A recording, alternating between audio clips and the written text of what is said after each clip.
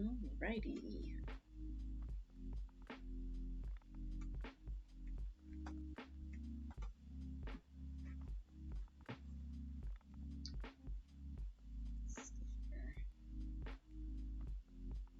So I was working on this. I started it last night, technically, so I've got a few rows done, but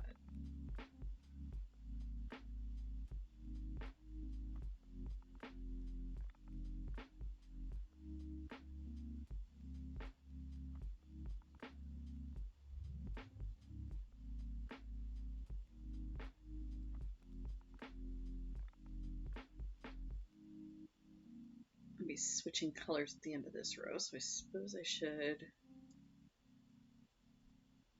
deal with the yarn barf now.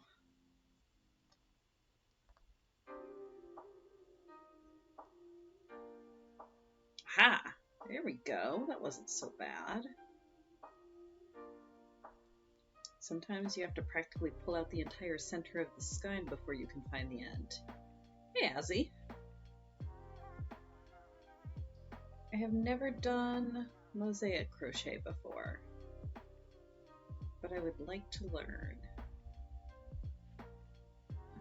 Single crochets. That's what this is.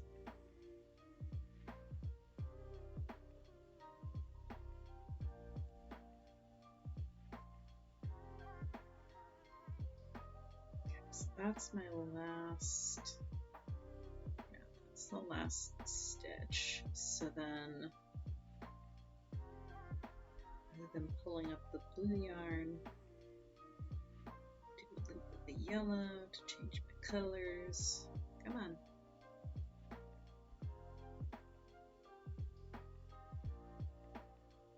Pull the blue tight.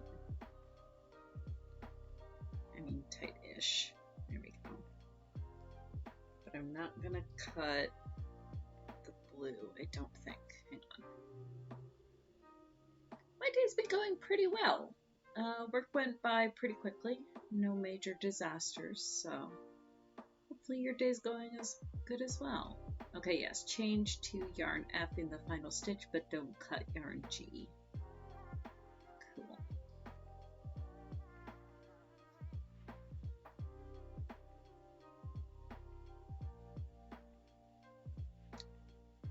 And then from the pictures on this pattern, I think I'm supposed to leave the tail hanging, like the yellow tail, but I tend to prefer to work them in as I'm crocheting.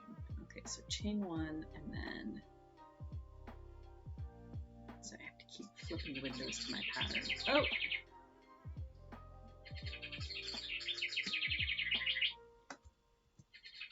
Bird.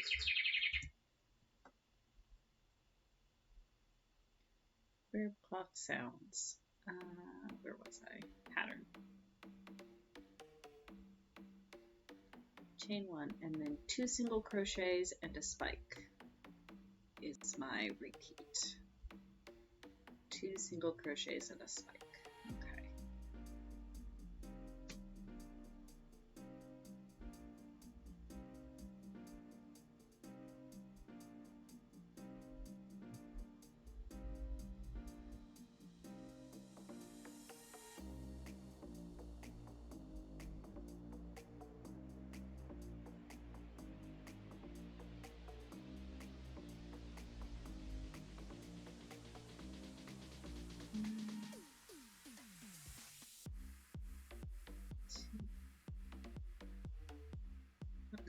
And then for the spike, I go down to the row below. So I think from the photos, yeah, there. Pull a loop up, and then single crochet. Oh no, I think I have to go down further than that. I think it wants me to actually go down. Yeah, there. And then loop up. There we go.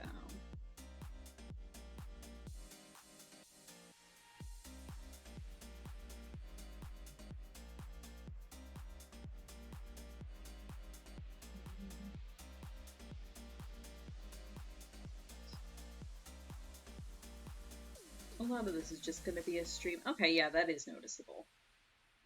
A lot of this is just going to be a stream of me quietly counting to myself. Hey, Dobby. I'm doing all right. How was your festival? You've been a bit scarce, but I understand you've been doing stuff. I'm doing pretty well. It's kind of rainy and gross here today, but that's all right. We probably need the rain.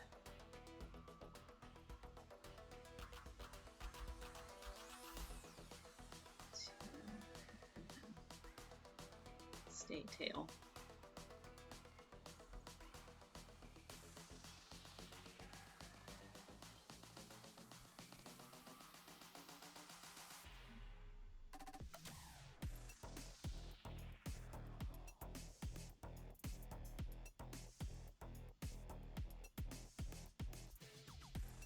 And we'll be able to tell at the end of this row if I've counted all of my stitches right.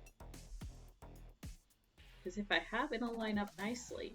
And if I haven't, it won't.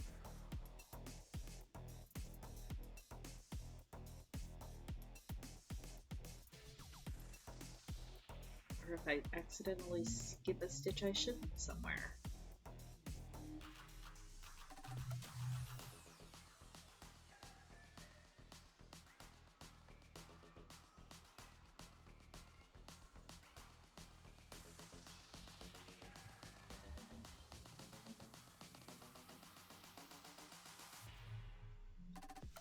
I am not using, well, fairly obviously, I'm not using the exact same colors as what are in my pattern picture up there. But that is indeed the pattern I am working on.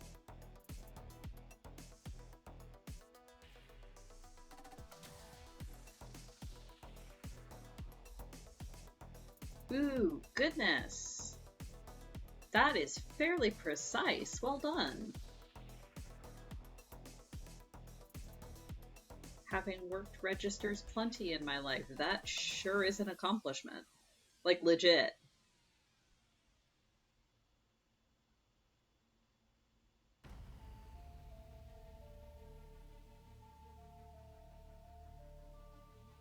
I'm glad you had a good time. Festivals and conventions are always one of those things where, like, I enjoy them, but only once in a while. Like, there's a recovery period afterward. But then again, I'm also fairly introverted most of the time.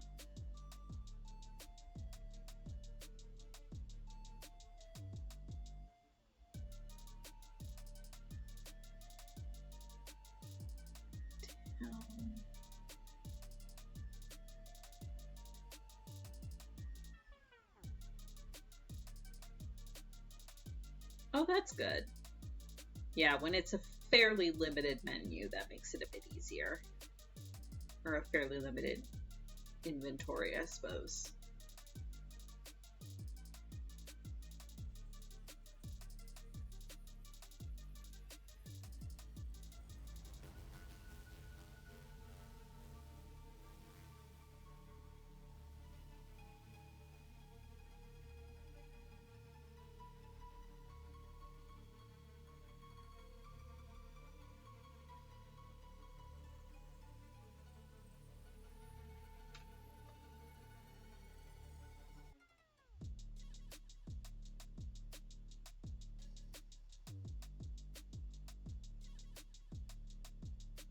Was it like an outdoors festival?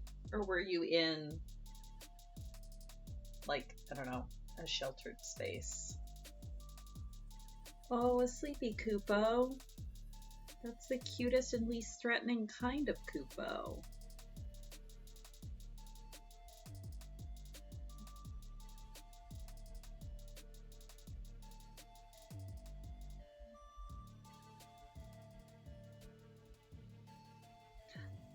Cookies for the dragon, excellent. A good dinner. A good and totally fine dinner.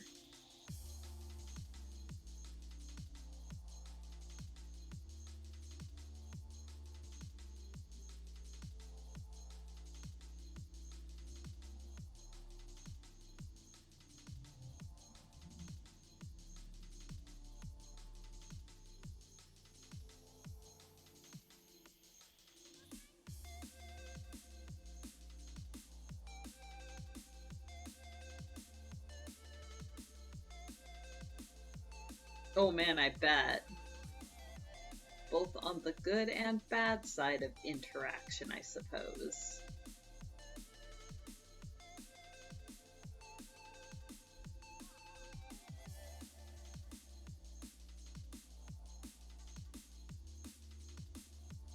Oh, an outdoors music and motocross festival. Ooh, that does sound exciting.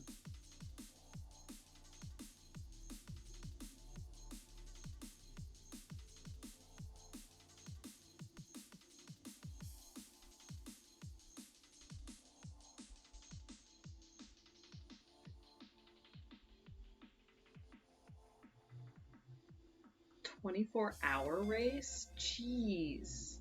For motocross? That doesn't seem like the sort of thing you'd be able to do for 24 hours. But if so, that's cool as hell.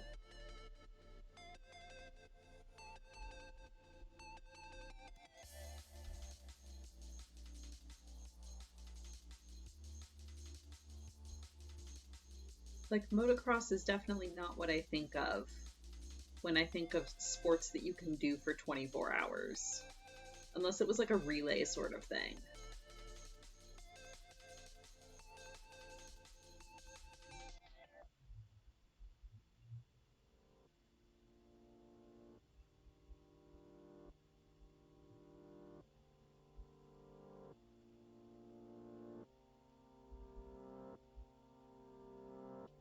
Okay, the teams had 3 drivers.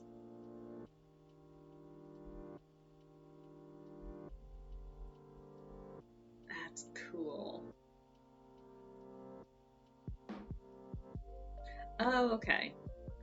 Solex is a tiny bike that has some amount of motorized support. Okay. I did not indeed know what a Solex was, so thank you. I was like, is that the name of the race, or is that a reference to an actual thing? Answer, it is an actual thing.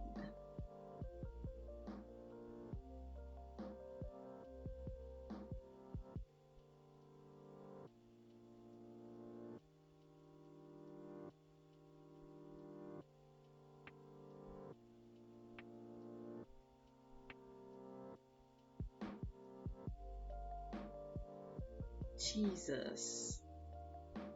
Yeah, that sounds incredible. So, like, the festival itself would go all night then? Like, the food vendors and everything? That sounds so cool.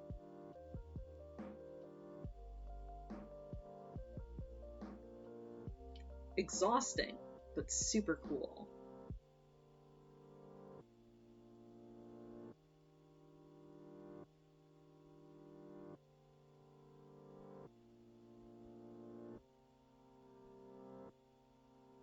Oh, okay, the festival itself shut down at about 2 a.m.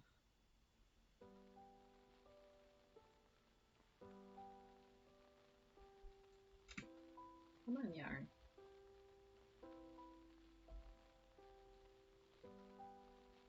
There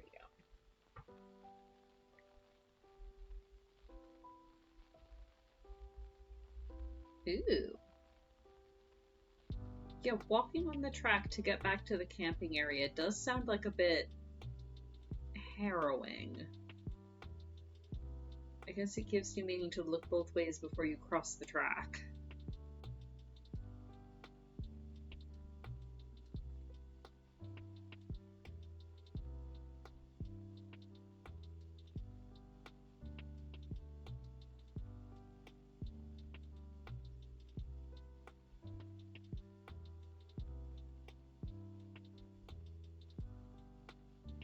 Okay, but yeah, still not the sort of thing you would ever want to get hit by, I'm sure.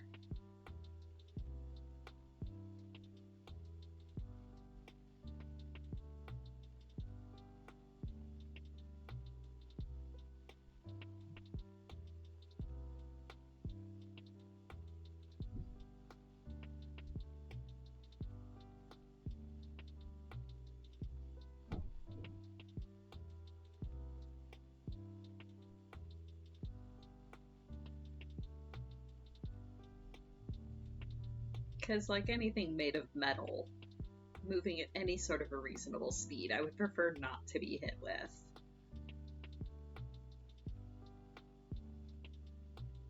Tiny bike or not.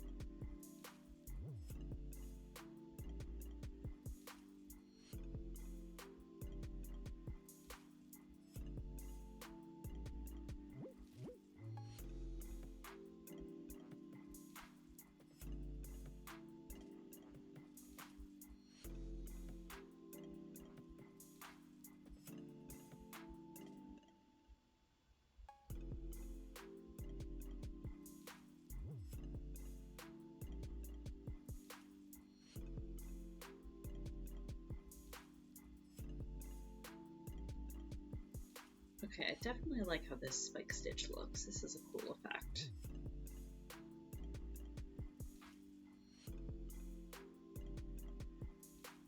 This looks neat.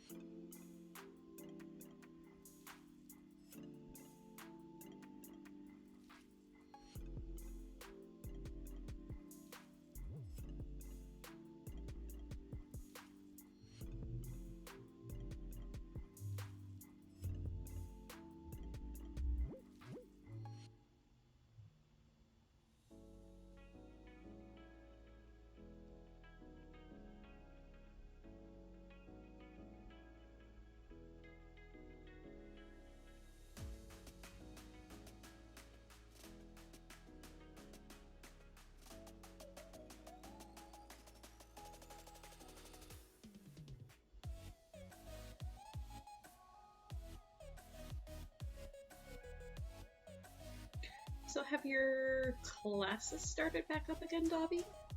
Should be fairly soon, right? Like, I'm just thinking the college where I work, our first day of classes is Tuesday.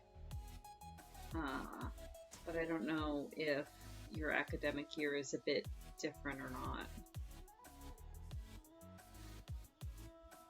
Started yesterday? Ooh, oh gosh, right after the festival. Oof, hopefully you were able to get some rest.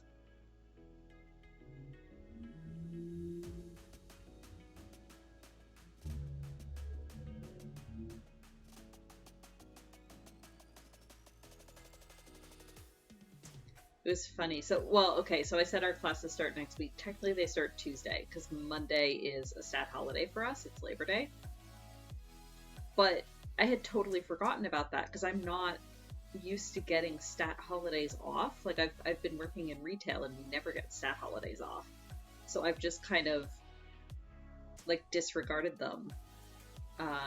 So I was talking to my manager, and she was like, okay, yeah, so Tuesday, it's day one. Can we have you come in a bit early and like make sure you wear comfy shoes because we're going to be running around doing a million things. I'm going to have to ask you to help with things that wouldn't normally be in your job description. And I'm like, yep, absolutely, like whatever you need me to do.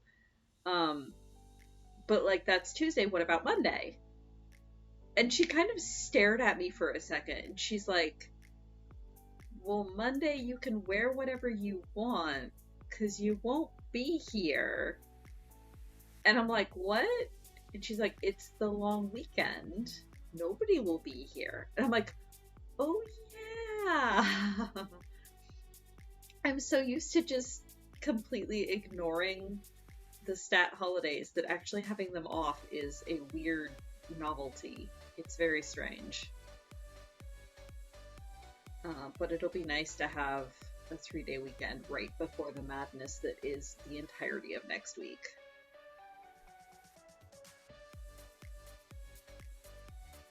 We had a lecture today. Oh no. Yeah, railway strikes are not great. Well, I mean, okay. Unions are great. Strike if you gotta.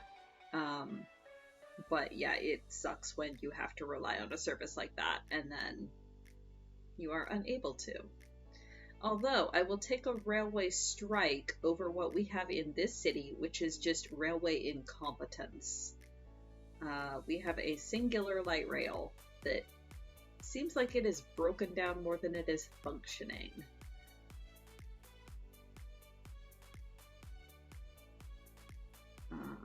But I guess it is what it is. Oh wait, okay.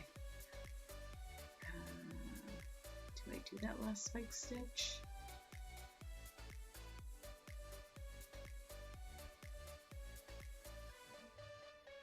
Repeat until last 3 stitches, 3 single crochet to end. So I should not have, unless I miscounted somewhere. I might have miscounted somewhere, but that's okay.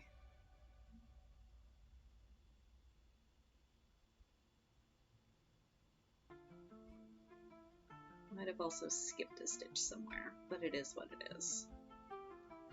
Okay, single crochet to end.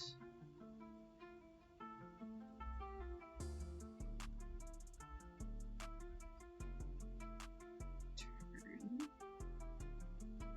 Chain 1 single crochet in each. Okay, yeah. So this pattern, unlike most other patterns I've done, this one actually has like a right side and a wrong side. So it works kind of like a typewriter where when I'm going one way on the right side, I do the fancy stitches, and then when I'm coming back on the wrong side, I just do single crochets, I guess. We'll have to see.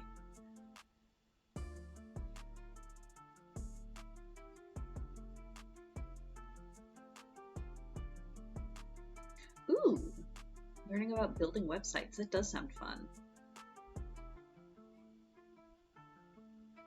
At least sounds interesting enough to hold your attention. There's nothing worse than a class you have to take and it's like mind-numbingly boring. Also, yay, laundry! Thank you, Kara. I meant to do laundry this weekend and did not.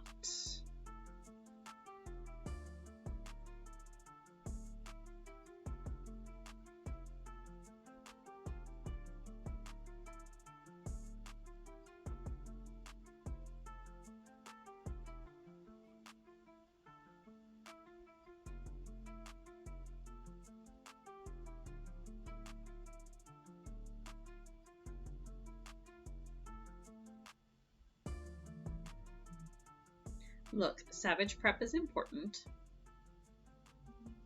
Sometimes more important than laundry. Are you guys, what circle of hell are you guys tackling? I've lost track. Are you still on Burb? Or have you moved on to Castlevania? Or are you doing the new ones? Or wait, are the savages for the new ones out yet? Or is it just the normal ones and the Savages drop in a later patch? I don't usually do current tier raids, so I've not paid attention. Oh, okay, the new tiered... Oh, yeah. So like a week later. Neat. Well, good luck with that. Like, I'm not a Savage Raider myself.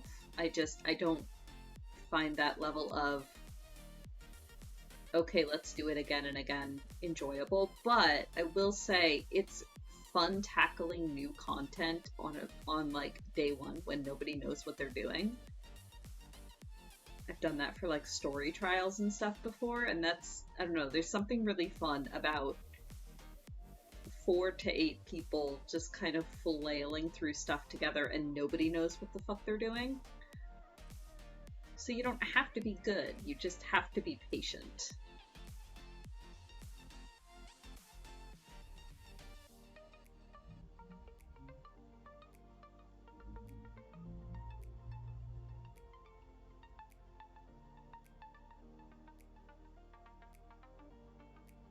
Yeah, the FC run, I didn't get to do the day 1 one, I did the day 2 one. But yeah, that was a ton of fun. To be able to just, okay, well, actually one of my favorite things is I got to watch Jade do the day 1 trial for Seed of Sacrifice when 5.3 dropped. That was really fun to watch. Because they'd tackle it and die to a mechanic and then go, okay, well, this is what we think that mechanic did. Let's try it again. And then they get a little bit further, and then they die to another mechanic. And they're like, okay, this time let's try this. And it was just really cool to watch them, like, get a little bit further each time. It was a neat kind of problem solving, almost.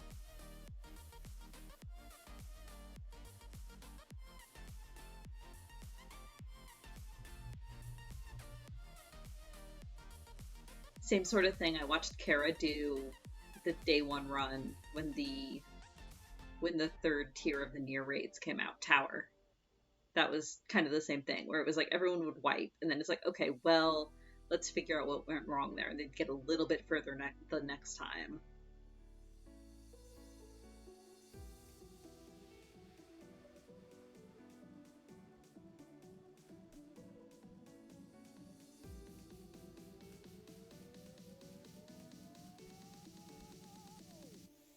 Oh, nice. I'm glad you finally got your clears. Excellent. You only wiped twice on Tower? Huh? Yeah, that sounds right. You guys did a pretty good job. Oh, and you got the mount. Dang. Congrats.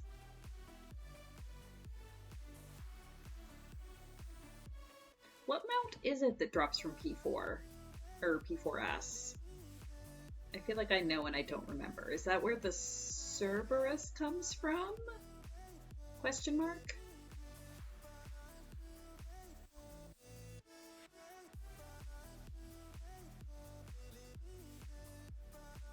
The gear would have been useful for like 5 days. Yeah, no kidding. Oh, it is the bird? Dang! I didn't realize that was the mount. Shit. That's awesome.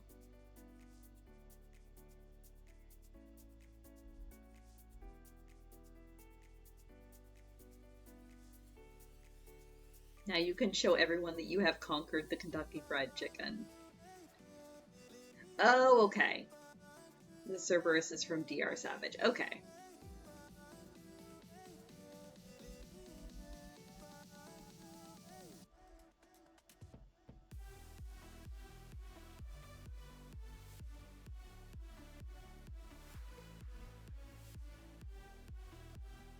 Oh yeah, that's right.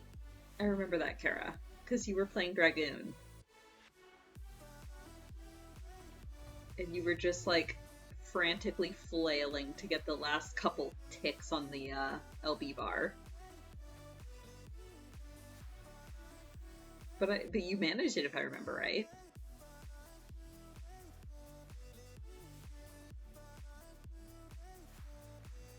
no, you don't need to, but the implication is there.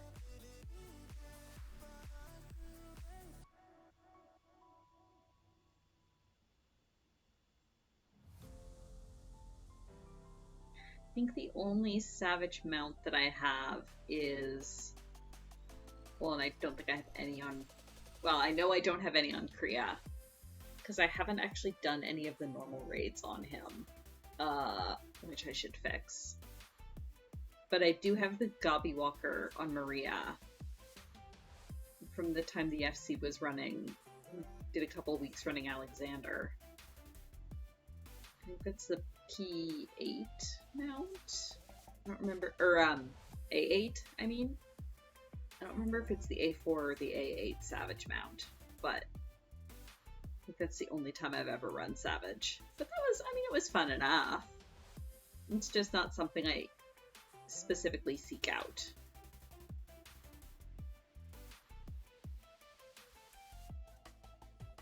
Yeah, I think it is A4. It's the one where you're fighting Alexander himself and you have to kill his leggies in sequence to be able to actually do damage.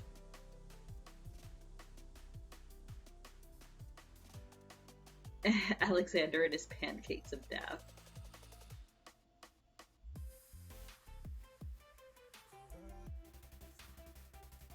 Yeah, no, my problem is that I get to play so rarely that when I do play, I would rather do other things than Savage.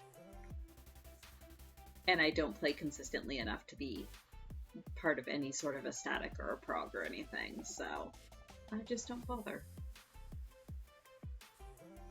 Yeah, no, yeah, exactly. Like, I feel like a lot of other games, if I wasn't doing high-end, current tier content, I wouldn't have much to do.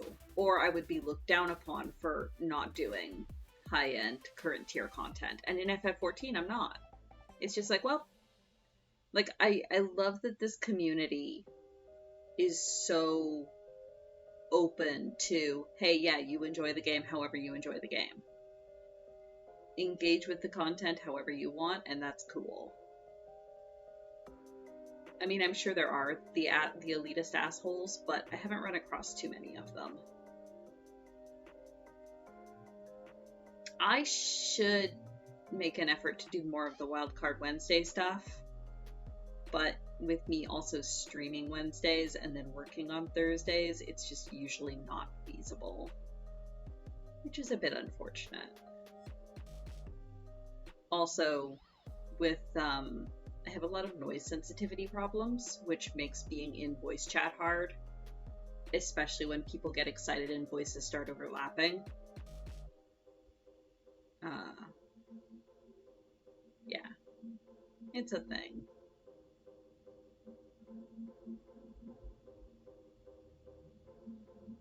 And like, to a certain extent, you could run like treasure maps without being in voice chat, but Savage and raids and stuff you can't really, so is what it is.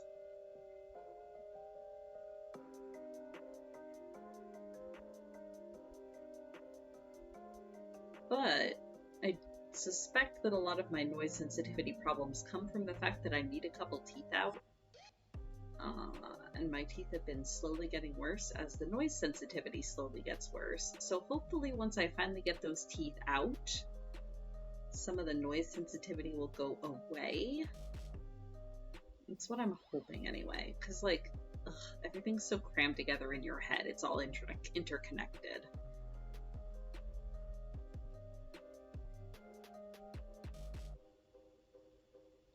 So hopefully getting rid of the rotten teeth will help clear up everything else.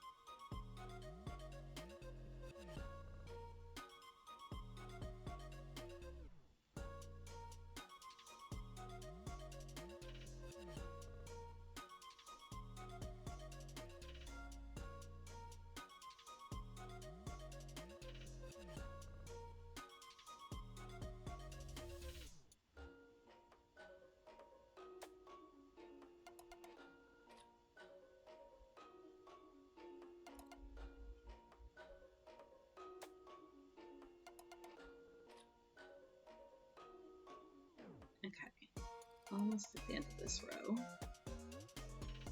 Should figure out what my next step is.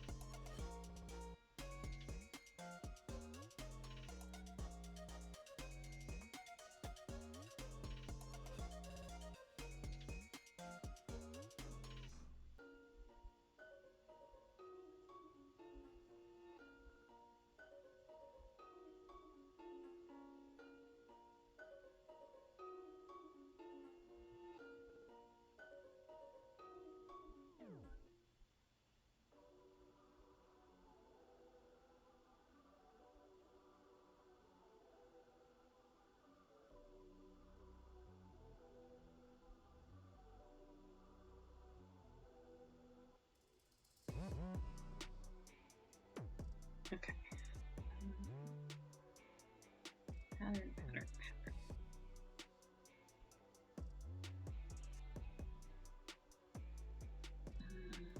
Okay. Change to yarn G, which I have set as, okay, it's switching back to the light blue. So switching back to the light blue and repeat rows 3 and 4. Okay, so double crochet and then single crochet. Cool.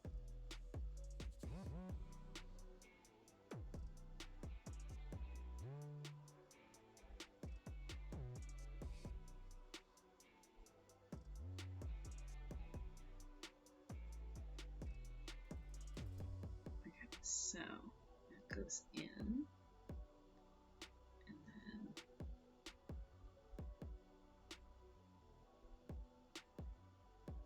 so I bring this up and draw through. Nifty. This one I cut.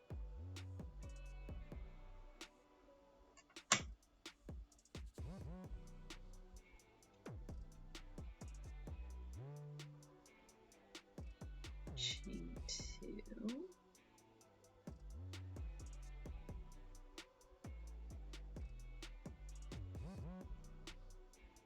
Flip this around.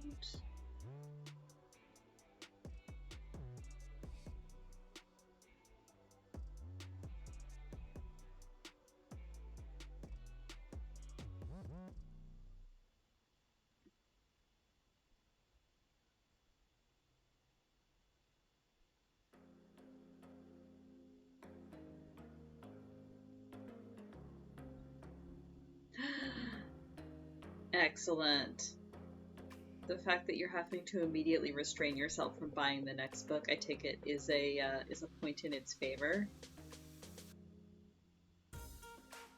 I've actually not read the Tiffany Aching books, I don't think. Or if I did, it was a very long time ago and I need to reread them. I've heard very good things about them. I just haven't. Because I tend to, if I get in a craving to read Pratchett, I'm in the point where I'll typically just grab one of my favorites to reread instead of seeking out one of the handful I haven't read. I should make an effort to go find the handful that I haven't read. It is fancy crafty times. It's yarn times. I finished the cardigan that I was making for Merlin, so as a reward, I'm allowing myself to start this blanket project that I've been wanting to. We might, Kara, do we have We Free Men and the other Tiffany Achings, or did you get them from the library? I'm gonna bet we have them around somewhere.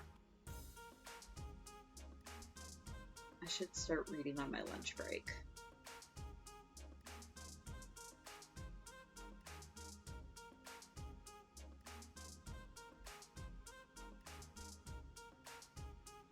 Yeah, like I said, I think I've seen them around. They're probably on our shelf up here in the hallway with the rest of our Pratchett books.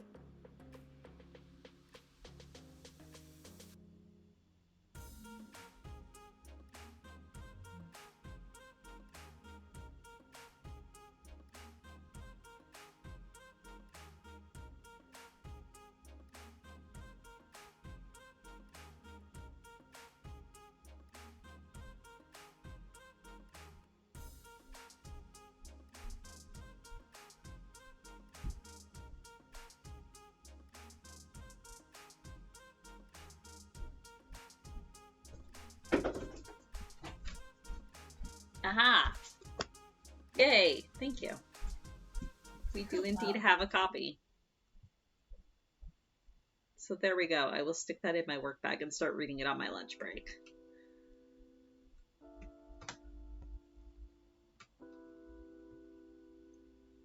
Thank you, Kara.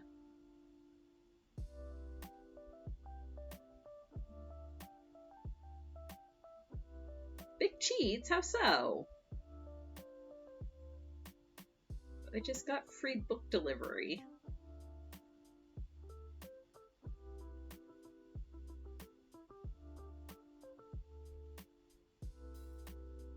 Like, I'm pretty sure if we dig deep enough, we have most of the Pratchett books around here somewhere.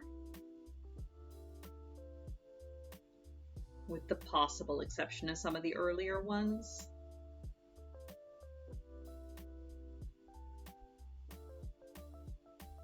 Koopa search and delivery. Oh my gosh, yes, Dobby. Because you have Guards on the way, right? Guards is fantastic. It's definitely one of his earlier ones, and you can tell that his writing has evolved, but it's such a fantastic introduction to the City Watch and also to the city of Ankh-Morpork itself.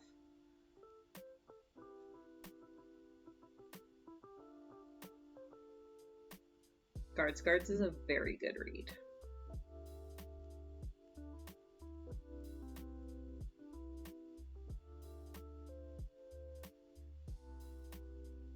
Ooh, yeah. So, yeah, Color of Magic and Light Fantastic, take with a grain of salt. Like, I really like them, but they're definitely, you can tell they're his early books. His writing style evolved a lot in the years after that.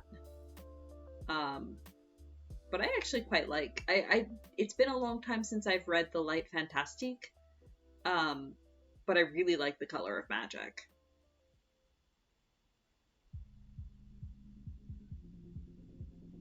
Actually, yes, Kara, that's a good point. The biggest character in Discworld is Ankh-Morpork. And, like, there were some really...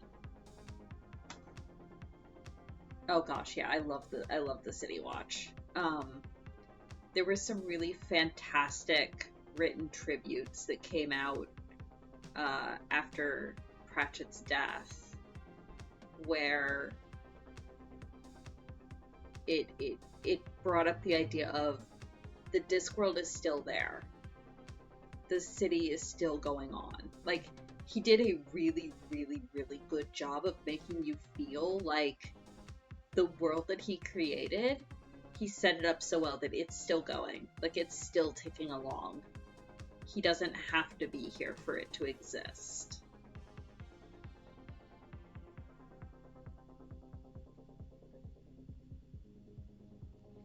Yeah.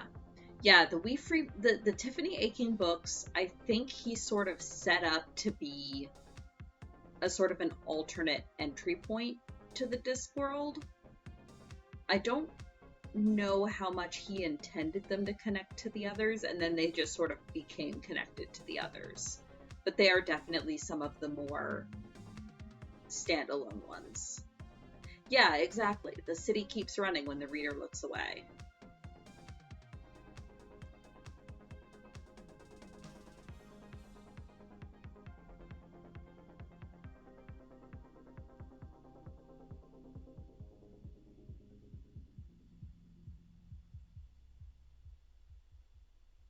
And, like, if it tells you anything about my feelings for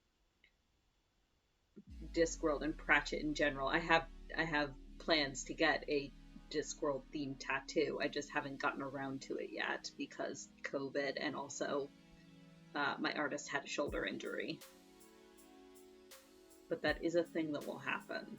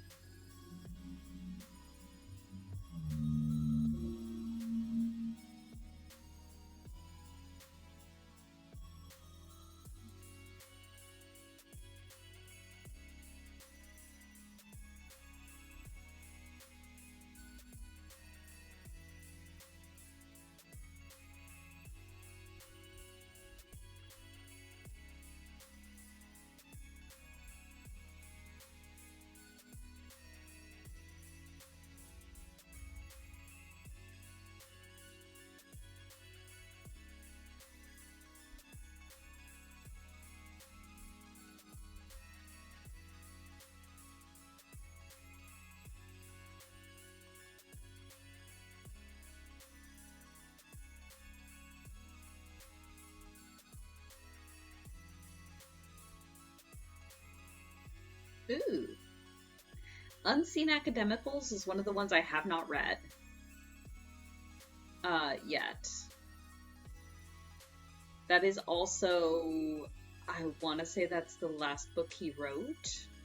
No, Raising Steam, I think, was the last one he wrote. Unseen Academicals was the second to last one.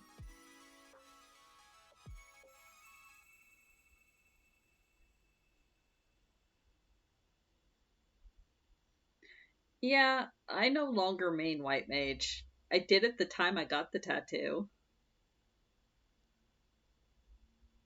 But that's fine. Like, it's still got sentimental. The last one is... Oh, yes, you're right. The very last one was Shepherd's Crown.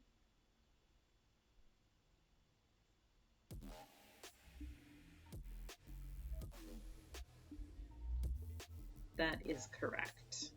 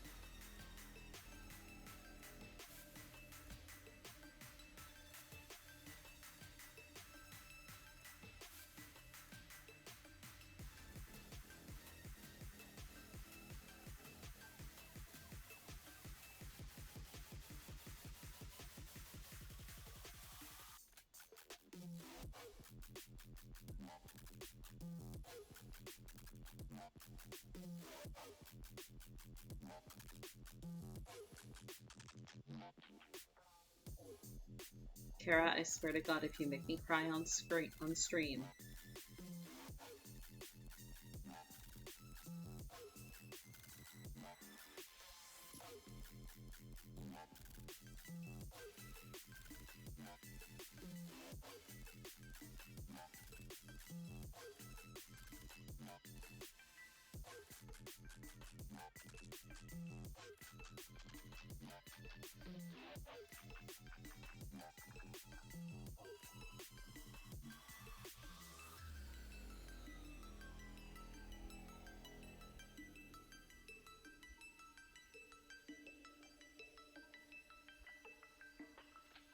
Also, on the subject of Pratchett, it's not a Discworld book, but Dobby, have you read Good Omens? Because if not, you totally should.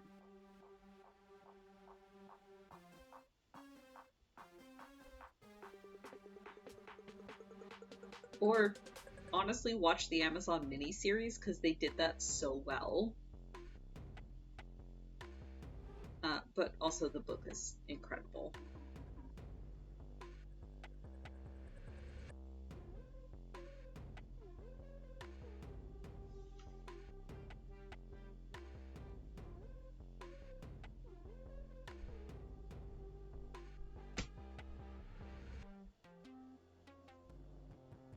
They did make it a show. They made it into a very, very good show. So yeah, if you're the sort that has trouble getting into, well, and especially the book was very definitely written in the 80s, and you can tell as soon as you open it. And if you're the sort of person that has trouble getting into that, the Amazon show is a very, very good compromise because it is extremely well done. And hell, even if you have read the book, watch the show anyway.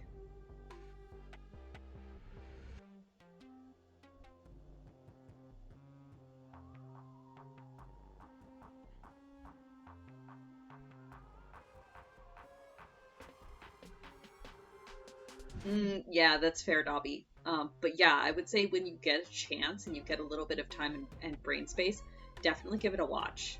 It is incredible. Also, the big benefit. Ooh, chicken. Thank you. Dinner. The other big benefit of the Amazon show over the book is, again, the book was written in the 80s. They were a lot freer to, shall we say, explore queer themes in the show than they were able to put into the book. Saying that, though, at no point in Good Omens, the book, are they punching down. Nope. It's very proactive for its time, and I, as a queer person, read it without trepidation about anything. Mm-hmm. Yeah, no, it's, good story. Lots of Kupo mail, I know. She brought me chicken fingers. Dinner.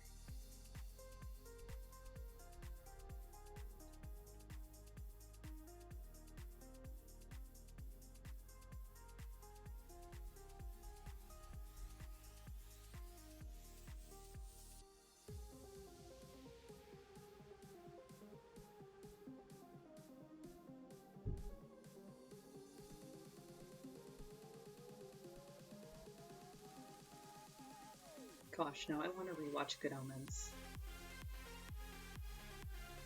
We have Amazon Prime. I can do the thing.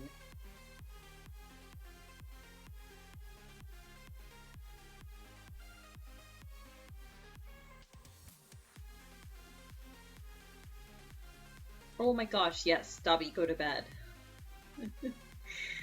Have a good night. Sleep well.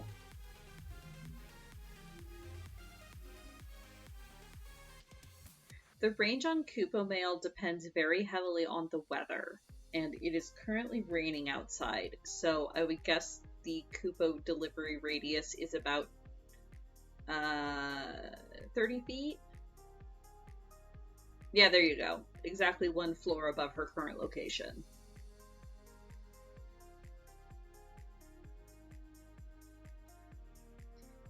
You might be able to find a local Kupo delivery. You would have to do some Moogling, though.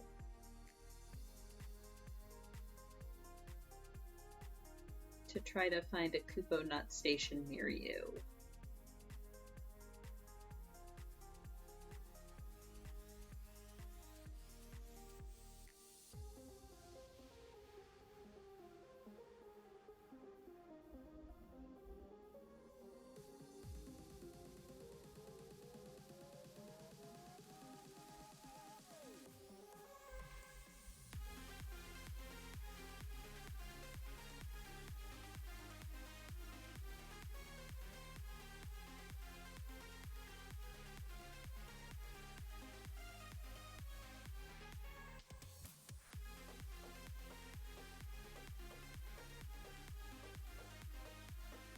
That's true. You are in the superior time zone.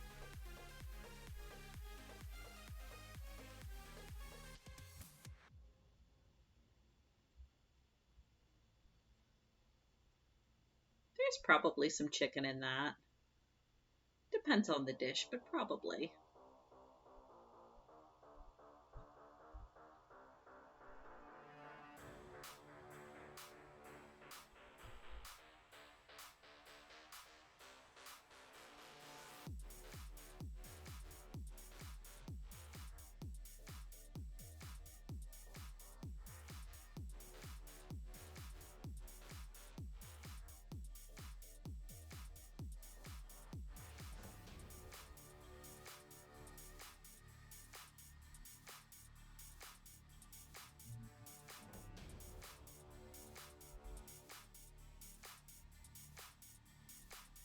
Do we need to poke you to go eat, Randus, or are you going to go fetch the Chinese food?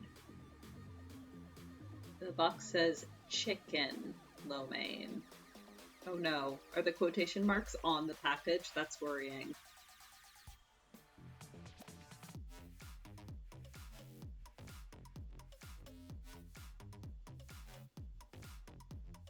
It's maybe chicken.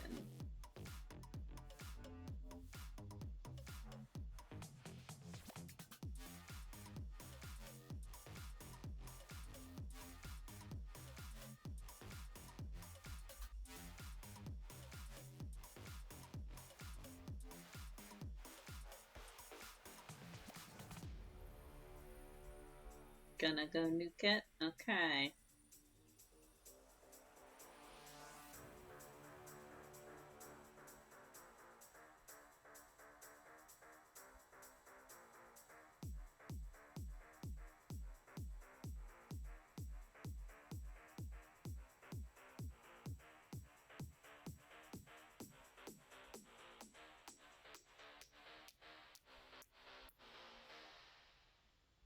Oh man, I got my new favorite email today. It was to the meal plans aggregate address that I'm mostly in charge of. And it was just, can I get information on meal plans sent from my iPhone? No signature, no name, no student number, no further details. So I just emailed back with, are you living on campus or off campus? Because that's the main point of separation between what sort of information I give you. But just like, do you expect me to look at your email address and just be able to magically tell exactly who you are? I don't think so. Hello! Oh, baby. Hi! What? What?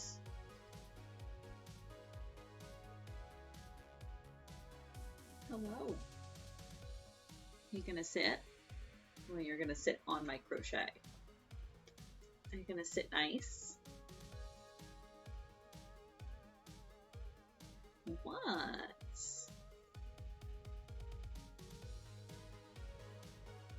Just suddenly wants love.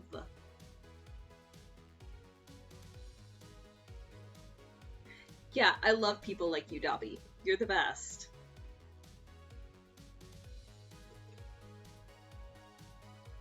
That is extremely appreciated. Hi. Also, go to bed.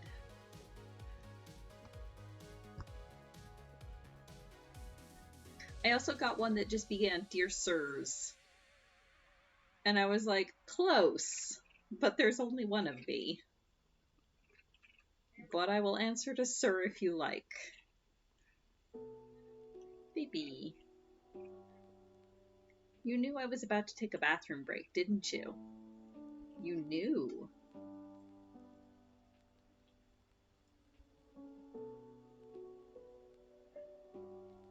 Oh. Sasha, you offer very nice contrast. Thank you.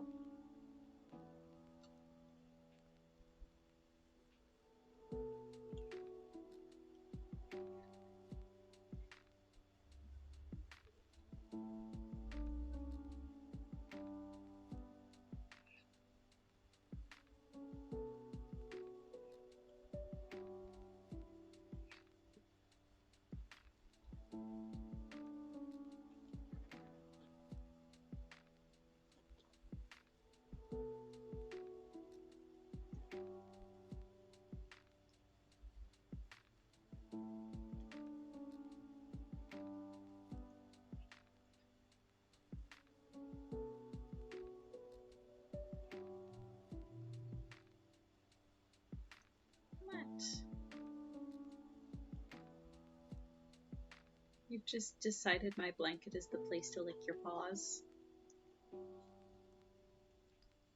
Is that it?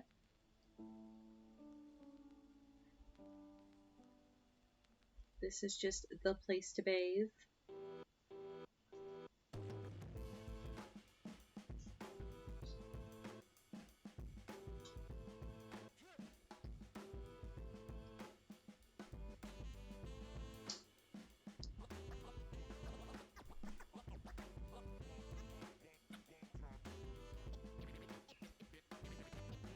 Yeah, that's always fun.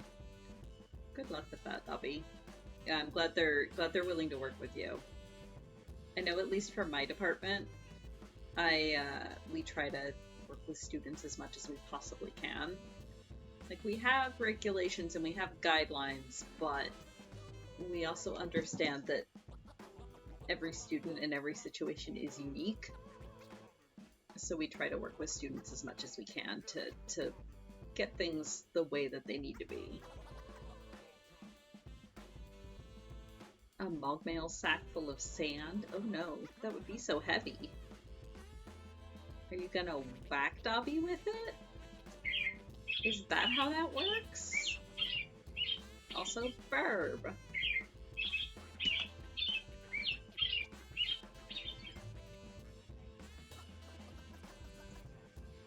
Verb.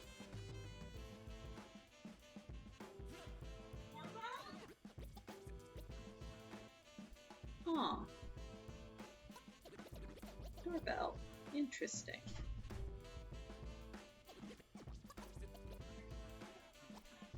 Yeah, my brother.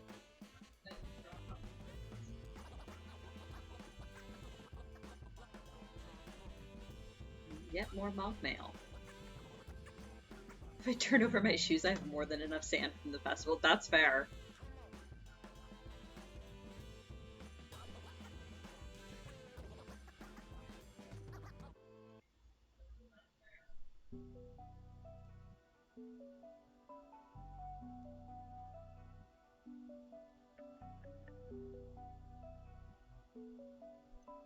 Okay, and then I think my next row is single crochets. Yep, chain one single crochet in each stitch to end.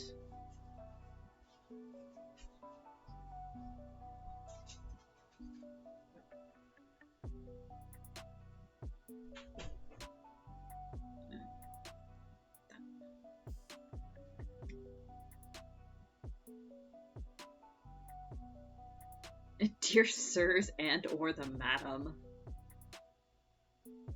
The implication being that if it was males receiving this, it would take more than one, but women need no help. I mean...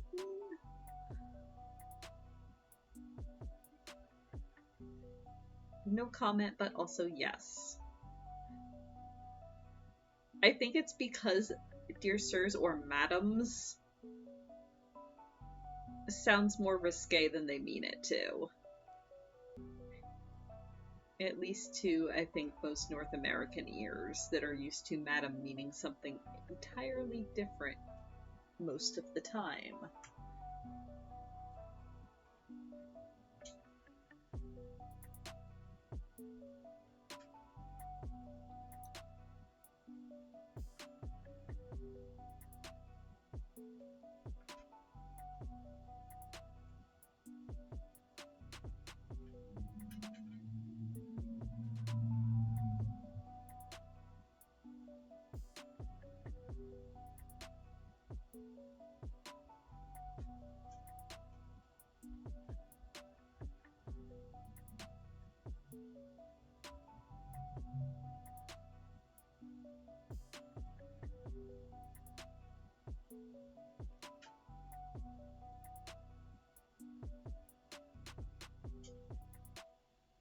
Oh, nice, Dobby.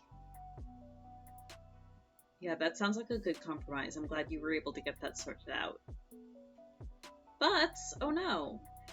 Where? Hey, Alk. Good evening. Tastes like chicken? Alright. I mean, that still doesn't guarantee that there's chicken in it. But it does put it at a higher percentage likelihood. Butts everywhere? Oh no. I mean, you just missed Sasha Butt by like 2 minutes.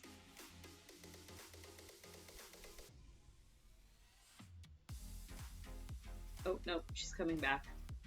You gonna sit over here, baby? No, she wants on my desk chair. She's around. Oh, there's a plastic bag sitting on my desk chair and she is displeased.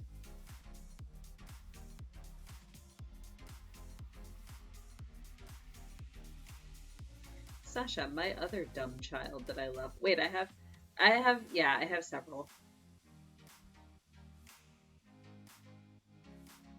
Rowlet is usually specifically my stupid son. And then Totodile is my dumb child. And then Sasha is Sasha. Maybe. She is now going to war with this plastic bag. Maybe just knock it off the chair. No, she's gonna be mad about it instead.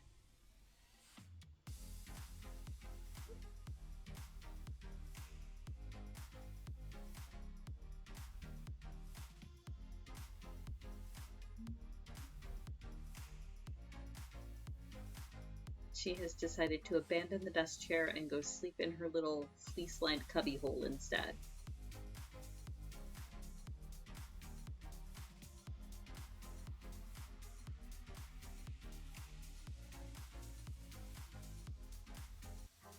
That Totodile was cute as heck. I love him. Are those coasters that you're making? Or just sort of testing out painting and laser cutting?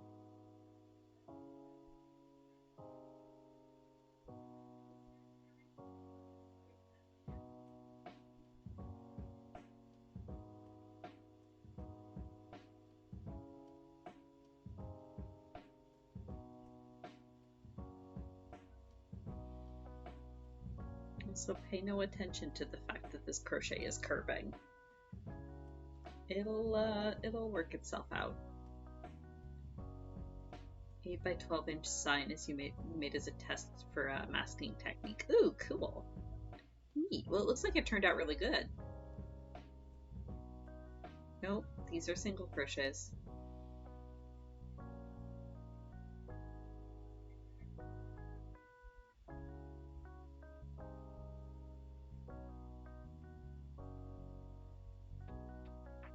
I thought it looked a little big for a coaster, but I wasn't sure.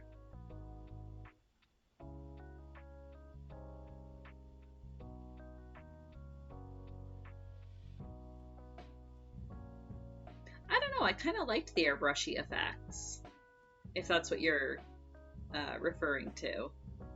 I thought that was a cool effect.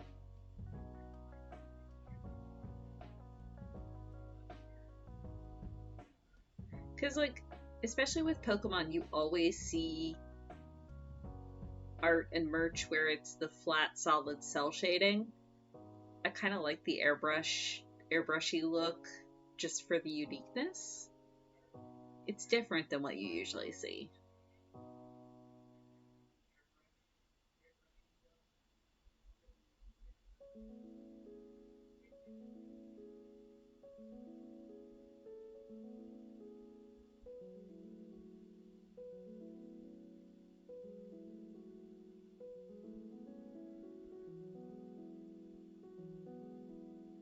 Fair. Very fair. I thought it looked cool, though.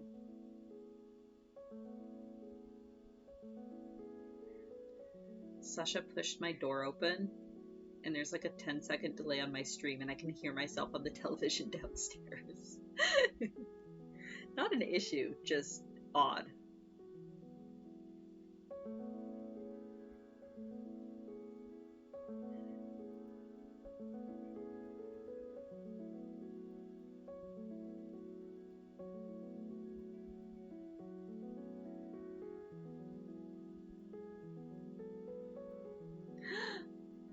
You would burn the baby? Joke's on you, Yelp. That's a water Pokemon. I bet you the fire won't do anything.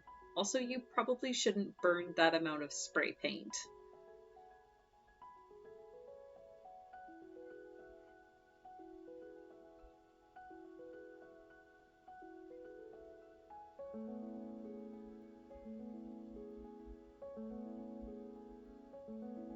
post them on like random telephone poles around your neighborhood and then see what people do with them.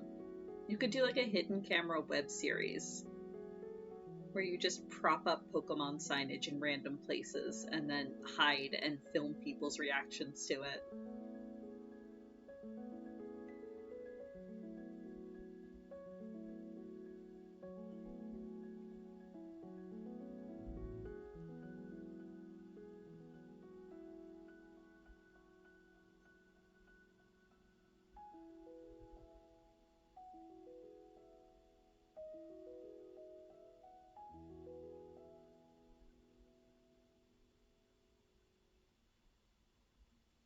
Yeah, and that's when, so what you do is you use a Sharpie and you put a hashtag like really small on the back, and then you just monitor that hashtag and just let people start to theorize and see what comes up.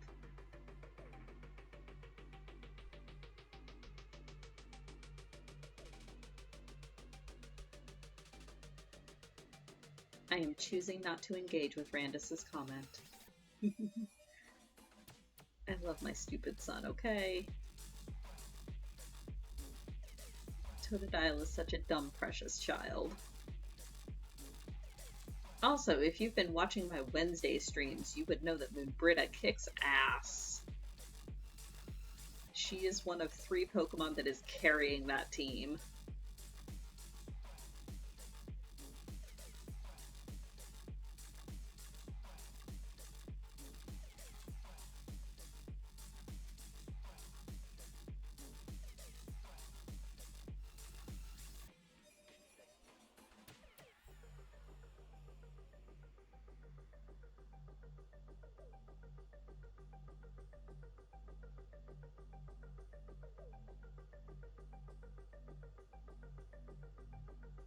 Right? Exactly. Moonbrita is my, was Totodile, is now Feraligatr in my Pokemon Platinum run.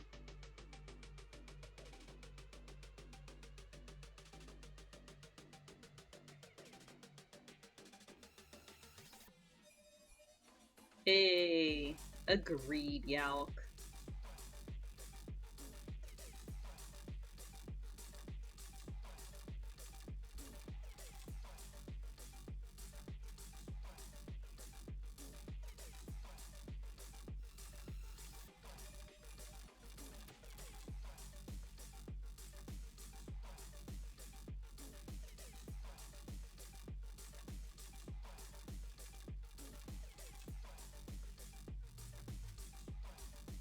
Chimchar and also like Sobble.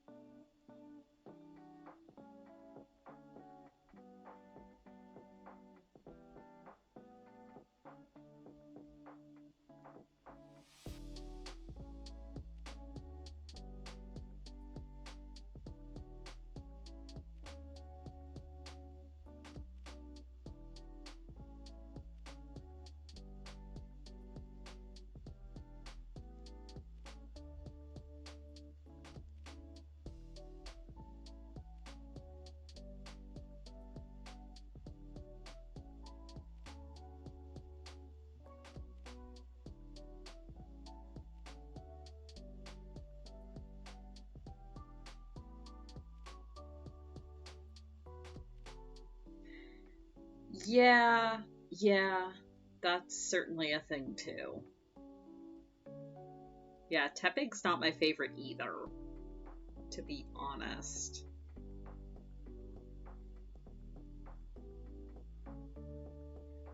Torchic I love. Like Blaziken I'd like a lot. But yeah, Chimchar and Tepig, neither one are my favorites. Firmly at the bottom of the pack of starters, probably.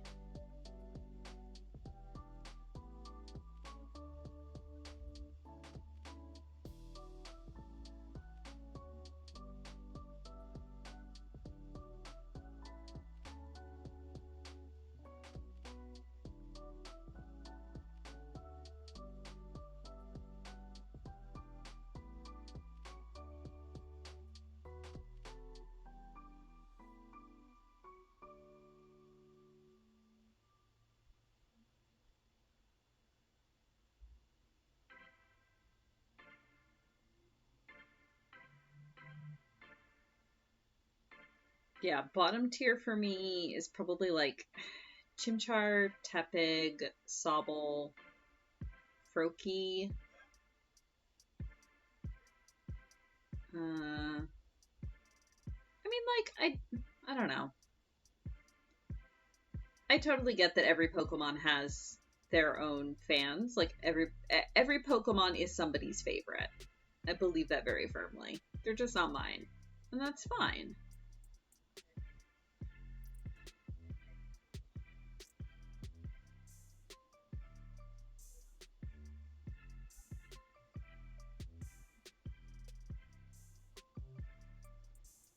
I think part of my problem with Froakie is that he took over so much of the marketing for that generation, where I just kind of got tired of seeing Frogadier everywhere.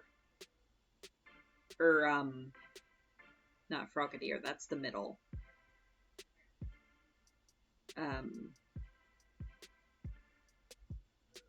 Froakie, Frogadier. You know what I mean. Greninja, that's it. I'm like, it starts with a G. Yeah, I just kind of got tired of seeing Greninja everywhere, I think, and that kind of turned me off on them. They're okay. They're fine. It's a frog.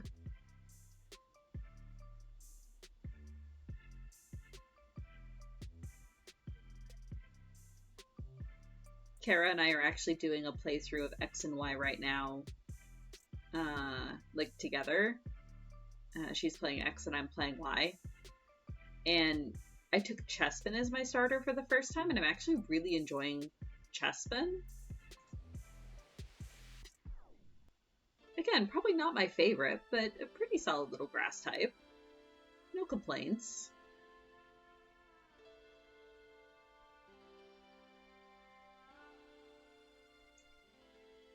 Okay, I should figure out what I'm doing at the end of this row.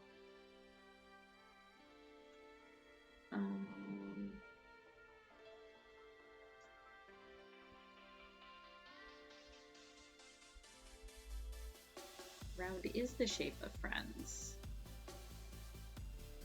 Yeah, I have a huge soft spot for Totodile, a huge soft spot for Rowlet. They are absolutely my top favorites. I quite like all three of the Kanto starters. I really can't pick a favorite between the three. Okay. This is row 8. 2, 4, 6. Yes, after row 8, change to Yarn D. Which one do I have listed as Yarn D? Yarn D. Okay, back to the dark purple.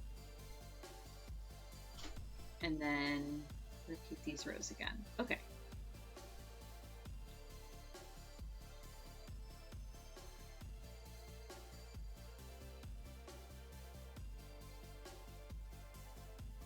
Put Kirby in Pokemon. What do you think Smash Bros is?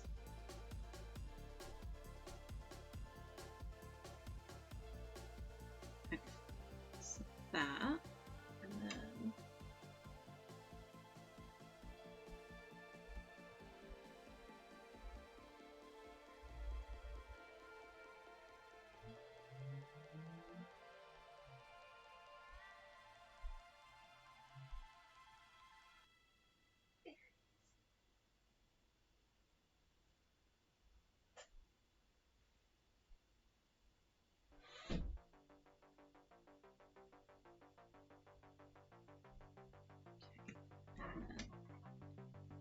cut that.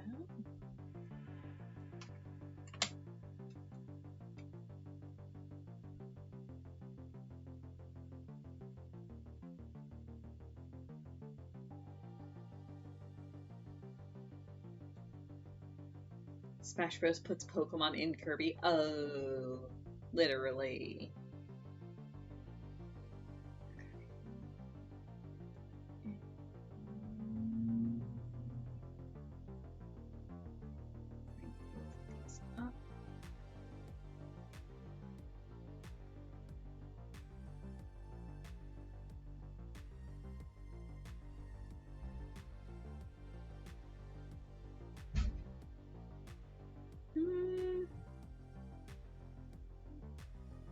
Grookey might be my least favorite of the grass types, if only just because I've not... Sword and Shield are still new enough. I've not done any replays, and I've not had a chance to play through with Grookey yet. Mostly because I absolutely adore Scorbunny. Grookey may grow on me over time. Most of them do. Like, I remember I disliked Trico quite a lot, but then over the years he's kind of grown on me. Okay, good night, Dobby. Thank you for stopping by. I hope you're able to rest well, and good luck with classes.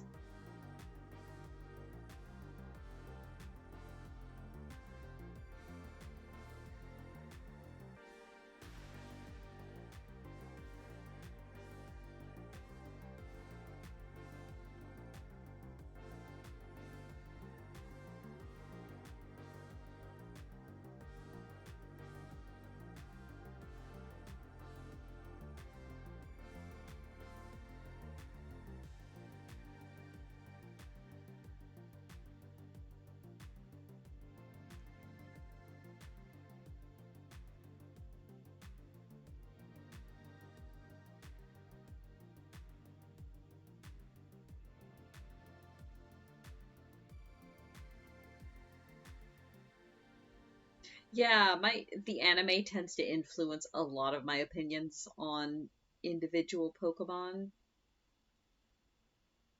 I've not actually watched a whole ton of the Ruby Sapphire series, though.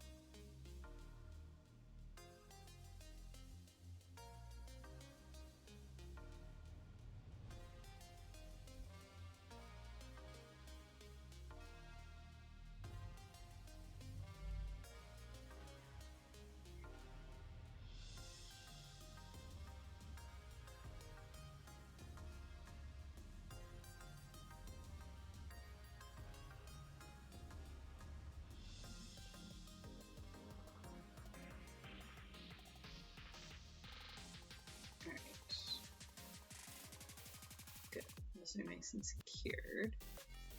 I'm going to take a quick break to stretch, cycle some fluids, maybe stuff a chicken tender or two into my face. Everybody also stretch, grab a drink, hydrate yourselves. I'll be back in just a couple minutes.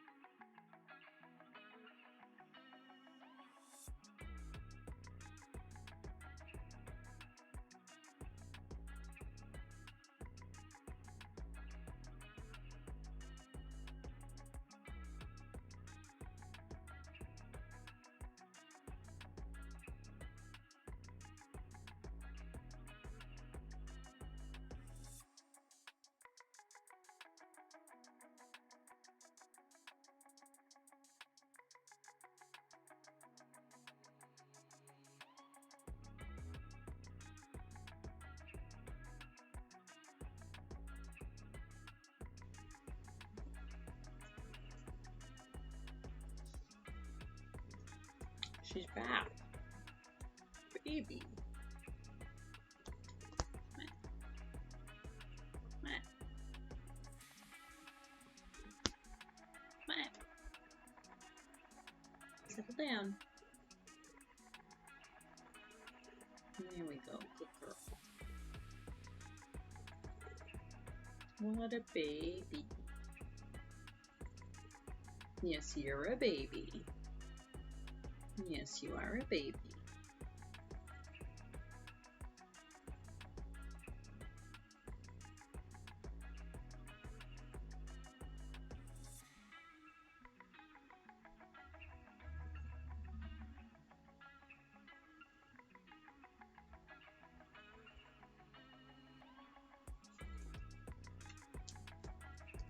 You can let me crochet.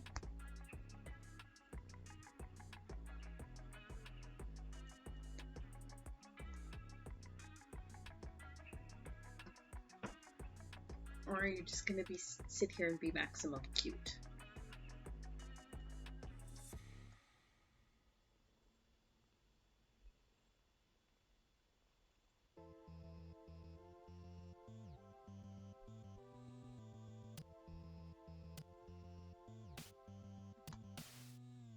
What? Maximum cute. Yes, it's you. Yes, you are.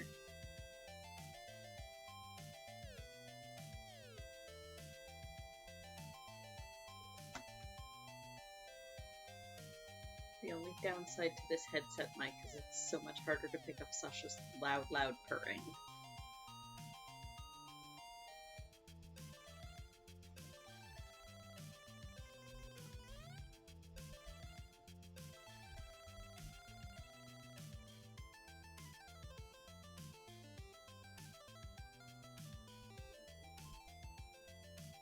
You don't have to go anywhere.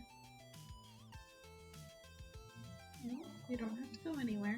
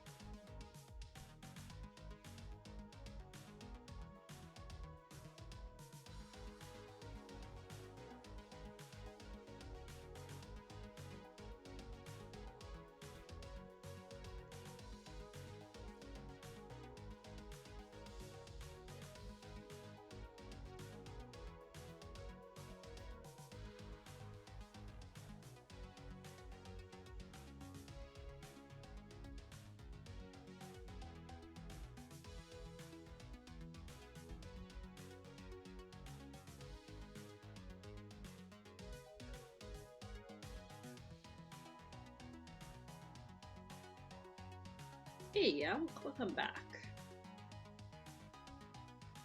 Sasha also returns.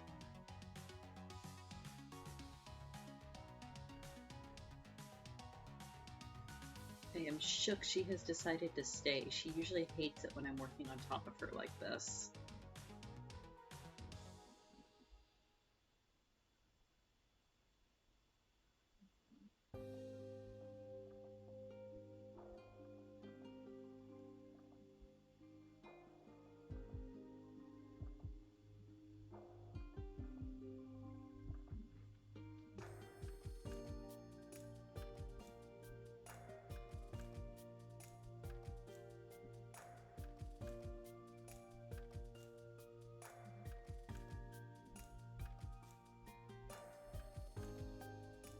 She is such a good floof. A good little goblin.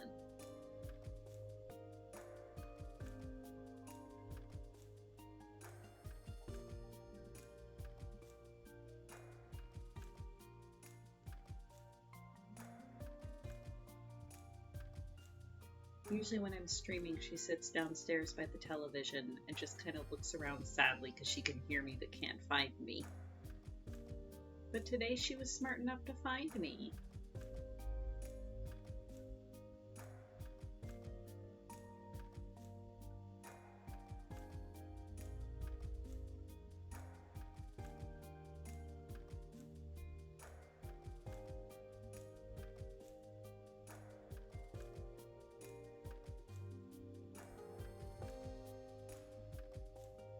For once in her life, the brain cell fired correctly.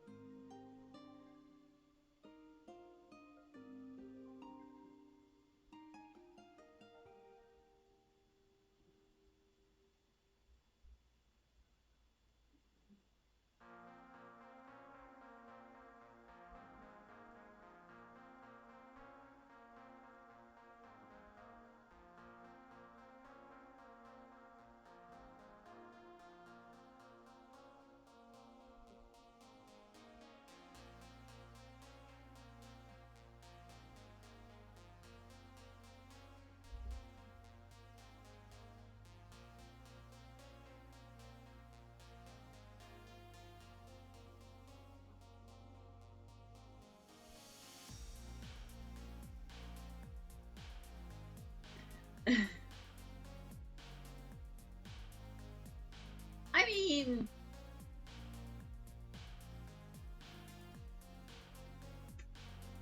so fun fact, my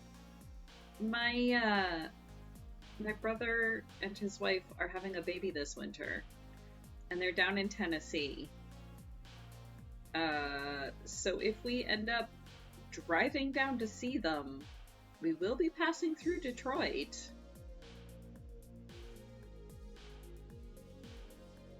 I just don't know when that will be.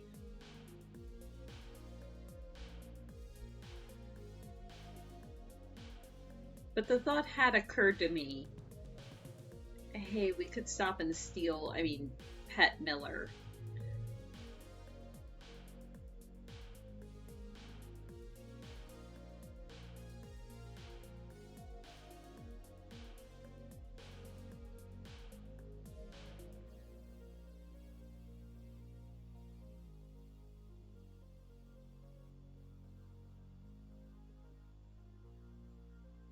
Okay, but look at this. Ma'am, close your eyes.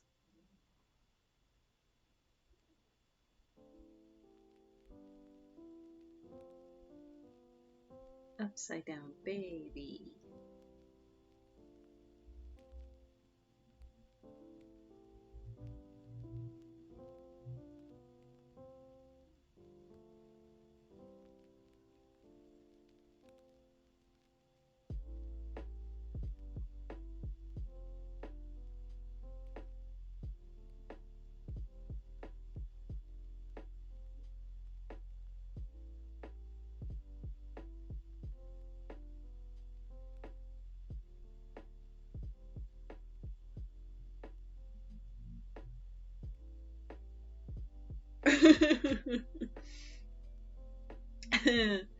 Yeah. Not gonna lie, he definitely strikes me as that kind of dog. Then again, I feel like most German Shepherds fall into that category.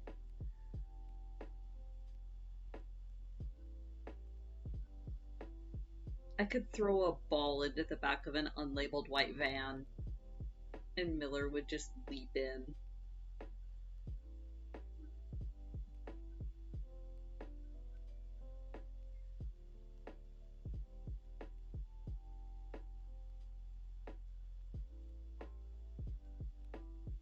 Or a stick. I don't actually know if Miller is a ball pupper or a stick pupper, but probably one or the other.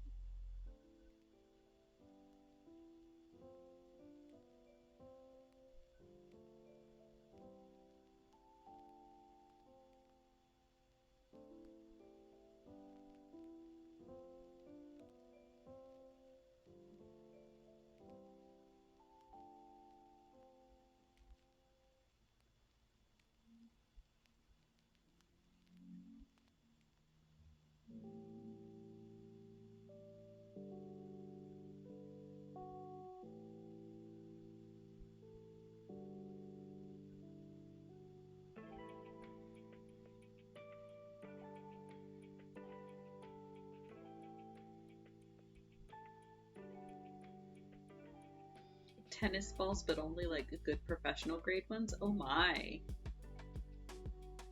Oh no, a picky pupper.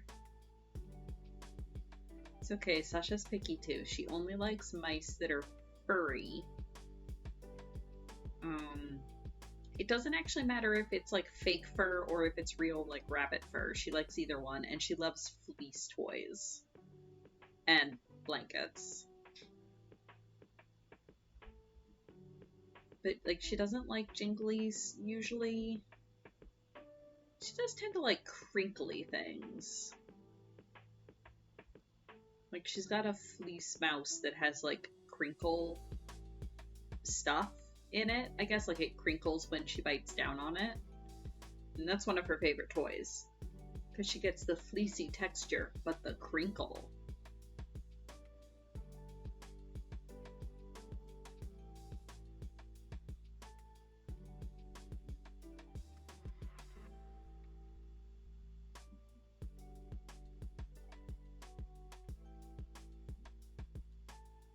Ma'am, you are extremely warm.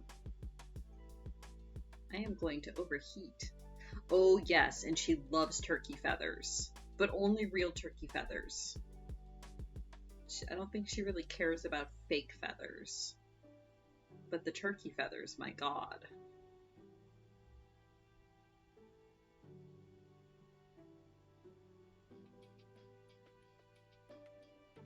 Does not care for cheap dog tennis balls. They need to be the real ones. Huh.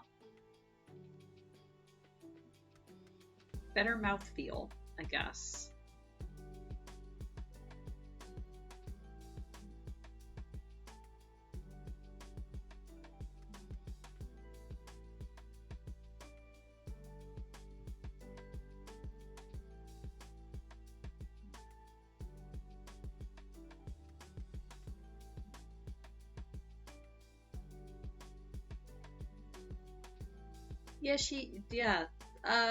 I feel like the stuffed chocobo falls under the fleecy category though, because it's kind of got that really soft fleecy sort of texture to it now. But yeah, she has a little plush chocobo on a string that or like one of those fishing rod cat toys. So she chases it and jumps and kills it when she feels like playing.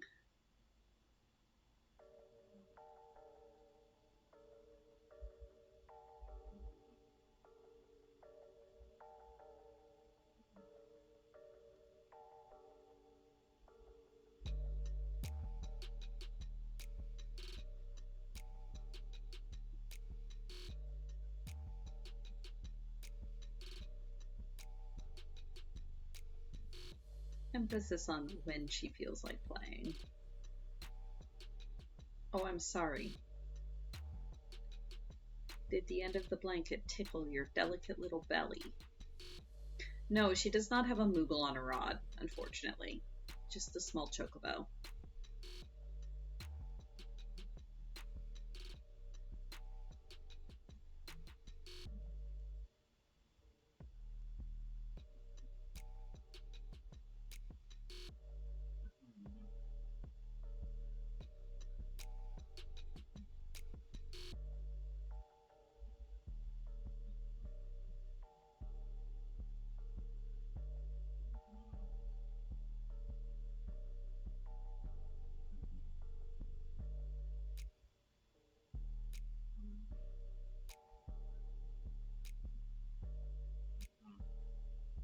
Man.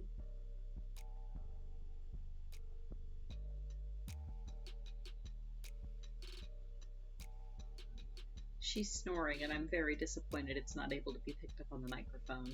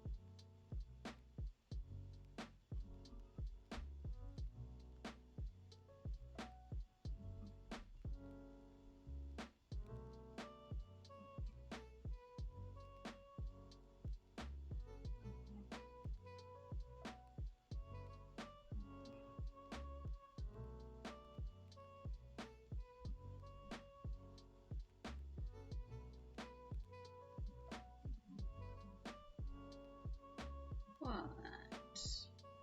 What? What are you grumbling about?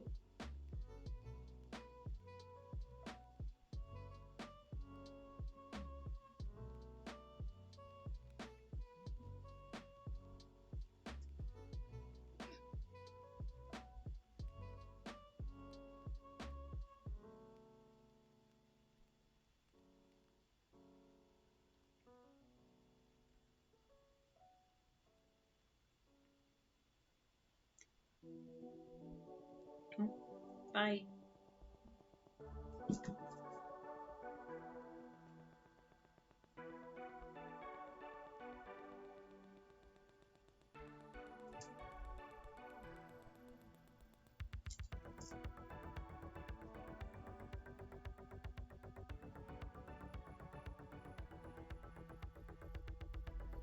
I know.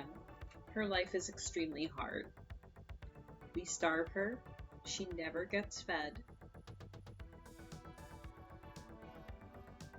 Nobody cares for poor Sachette.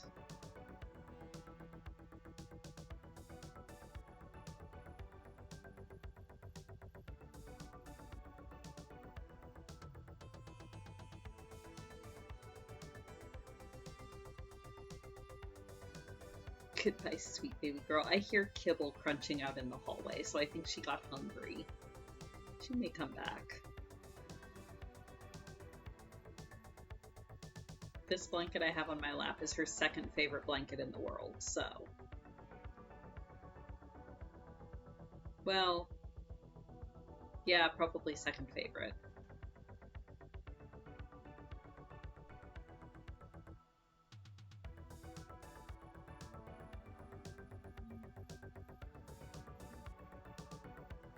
The one on my bed is her absolute favorite, and it's like one of those super soft, like spa fleece blankets.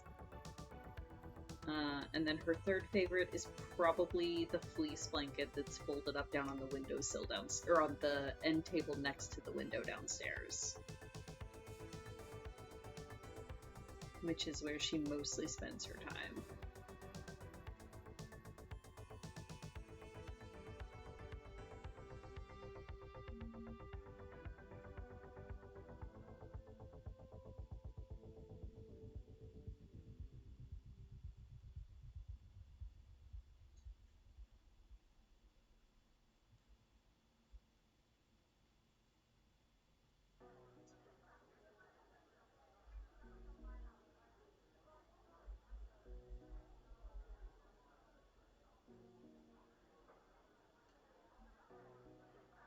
Oh yeah?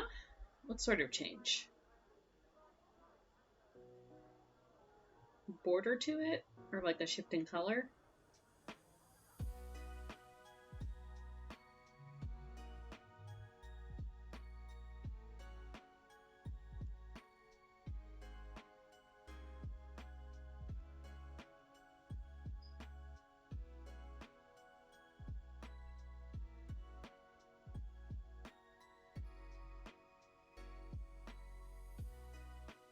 Mine are actually nearly done. I had to remake a couple of them, but the remakes turned out well. I just have to do the last couple steps, probably Thursday night, and then we'll be done. I'll get to take pictures and things.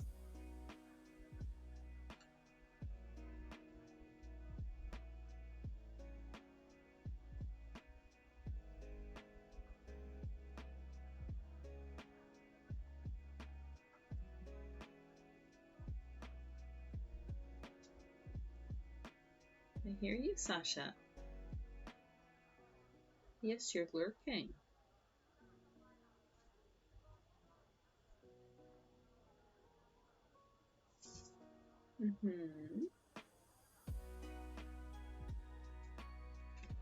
Are you hungry? You had to stop to go get kibbles. Hi.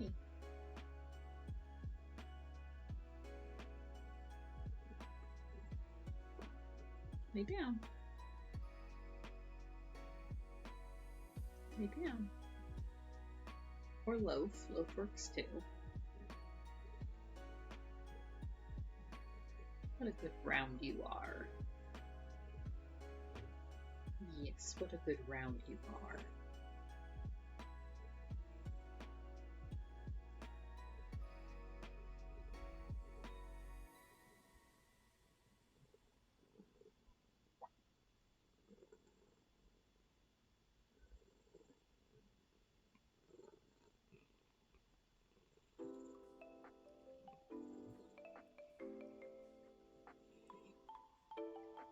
Four rows of double crochet trim instead. Yeah, that's actually not a bad idea. And I find that this is more of just a personal preference, but I find that with granny square blankets, if it's just granny squares, it doesn't feel solid. Like it feels stretchier because it's all granny squares. Whereas if you put a solid border around it, that's sort of like, it acts as a frame and it stabilizes it a bit better and makes it feel more like a singular piece of fabric. So I think that's a good idea. But that's just me. Also, hey Kuma, good evening. She was here so briefly and now she is gone. She may come back. She's been in and out tonight.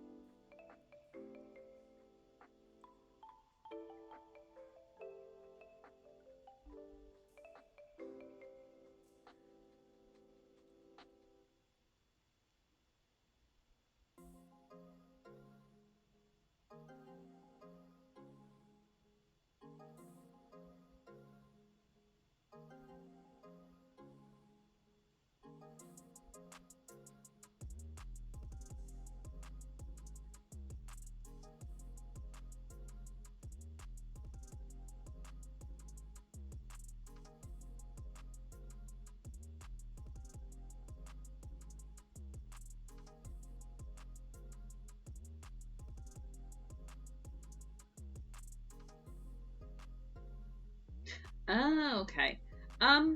So usually when I do that, haha, conveniently, I have an edge here. So usually the way that I see it, I guess told that you should do it is for each double crochet that's along the side, you just do two, oh, here. You would like do a double crochet into the space of it, and then do a double crochet into the top of it like you normally would, and then a double crochet into the space of it, and then a double crochet into the top of it. Well, and this row is singles, but you know what I mean. So it can be done, and I've definitely seen it done. They usually just say either 1 and 1 or do 2 in the large space and then none there. So like 2 and then 2 and then 2. Yeah, I've definitely seen it done. It's just figuring out a method that you think works for you. Oh, the sachet has arrived downstairs. She might have overheated. I think sometimes if she's laying on my lap and on the fleece, she gets too hot too. Because she is a tiny little furnace.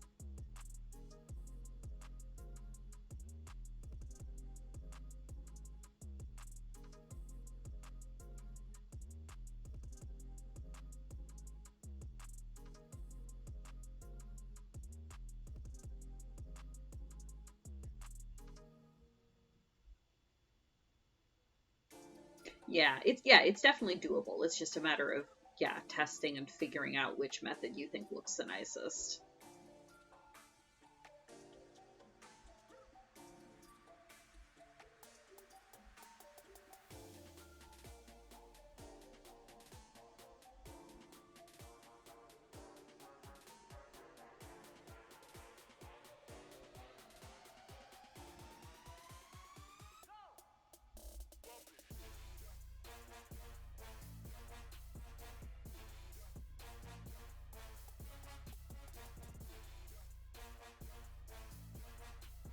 Yeah, for sure.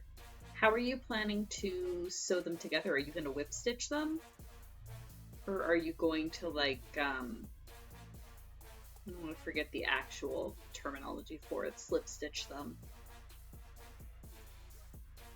Like, are you going to sew them together with a needle and yarn or with a crochet hook and yarn? I've seen it done both ways. And honestly, I find both ways incredibly tedious, which is why I don't usually do granny square blankets. But again, that's just me.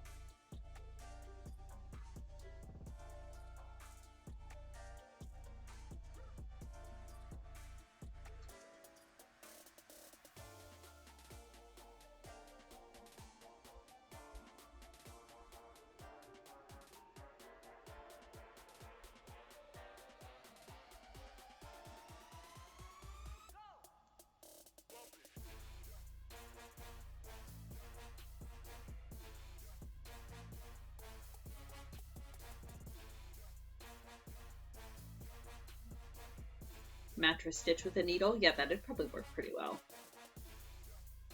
And that'd probably be fairly quick as well.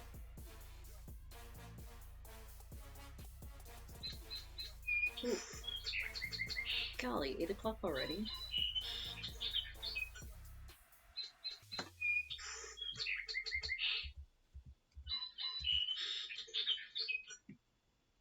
I think the last time I was joining Granny Squares, I didn't have a yarn needle on hand, so I was using a crochet hook to join them with slip stitches, and that was such a pain.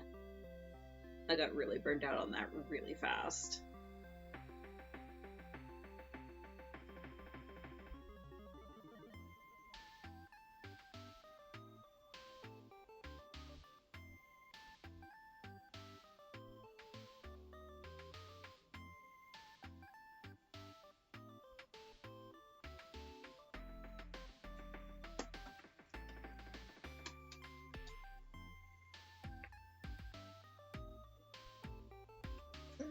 Stretch.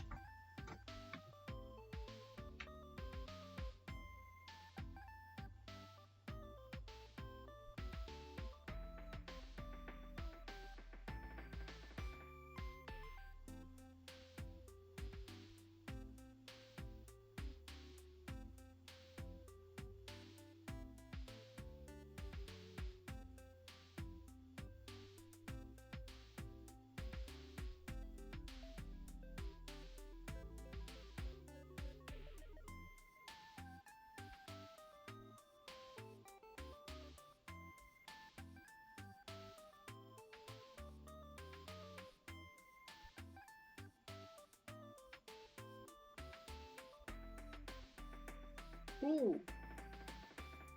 Kara's redeemed a board game arena on us. It's my turn in buttons, isn't it? Alright.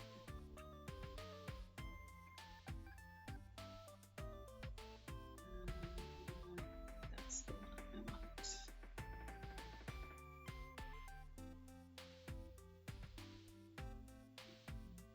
There's it.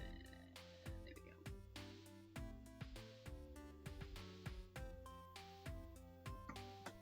go. Alright, let's see here. Nothing's been hopping too fast today, but then again, I haven't touched this since lunch, so.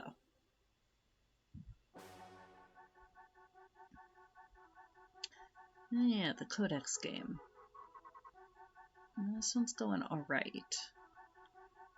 I need a leaf. Just one leaf. I also need to try to place this without covering up anything. There. Confirm. I need a leaf. Oh look, a leaf. Leaf. Good. Okay, next.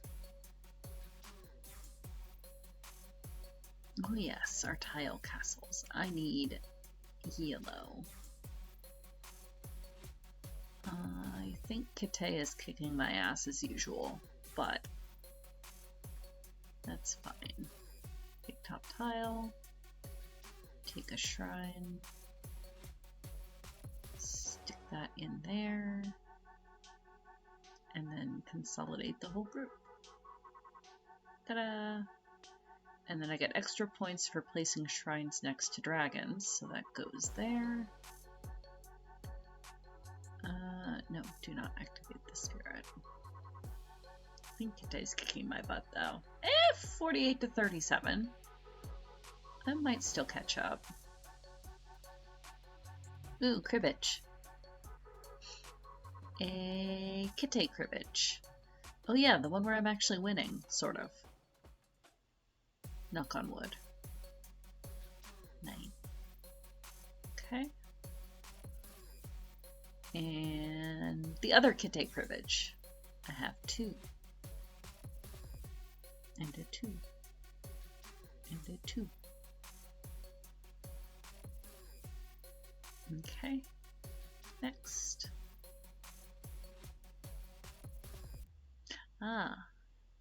Dabi Hanafuda.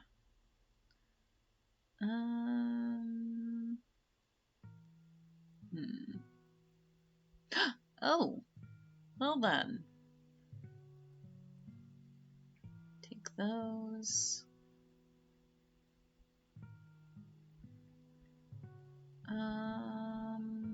We're only in month 2 of 12. I'll stop here. It is a ×3 multiplier. Okay, next. Oh yes, the Hand and Foot with Friends. Crochet is a board game skill outlier and should not be counted.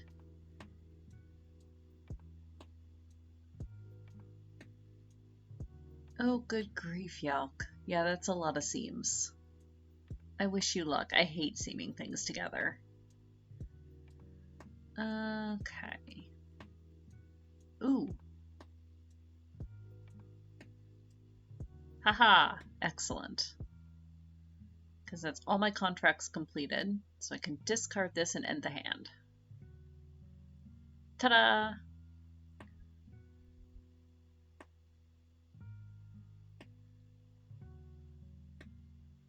Next is, okay, Crochet's turn. Next. Oh yes, our solo game.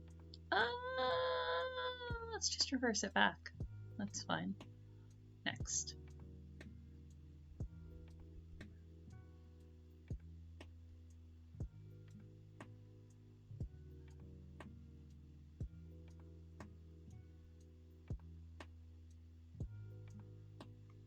Okay, yellow. What was I doing in this one? I think I was down in this corner. Yes. Quietly building roads. Is this the one where I have... No, this is not the one where I have a monastery I'm trying to build around. Oh, literally last tile. Okay.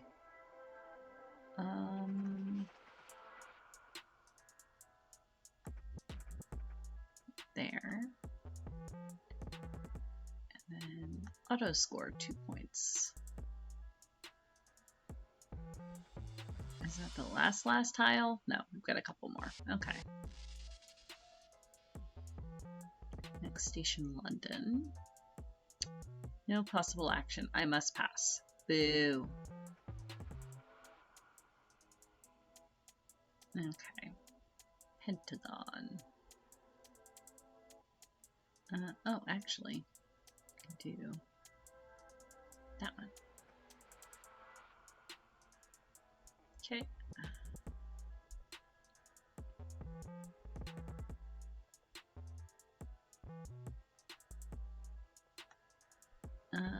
Blue. I think this is the, yeah, this is the one where I'm trying to put something in that spot.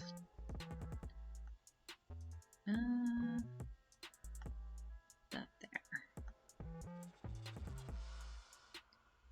And there.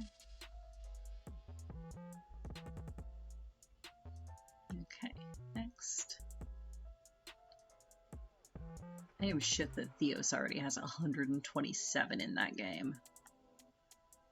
Put that crystal there. Next. Friend wizard. Do I want to wizard this? Yes. And then that. Okay, next. Now the stranger wizard game. Do I want to wizard this? No. Get rid of my 2 of trumps. Next. Okay, railways. Is it one of the ones where I had a plan?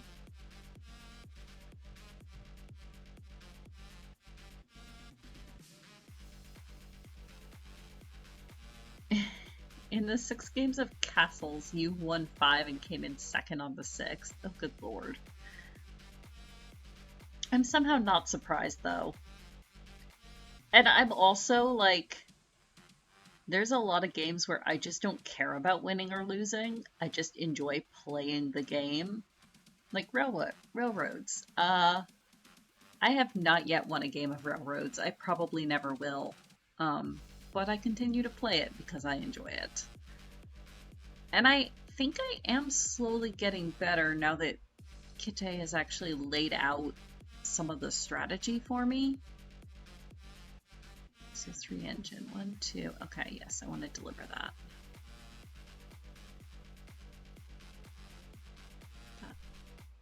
That. Complete. Like, I'm no Kite, but I am actually competing with Rin in this game, so I could be doing worse.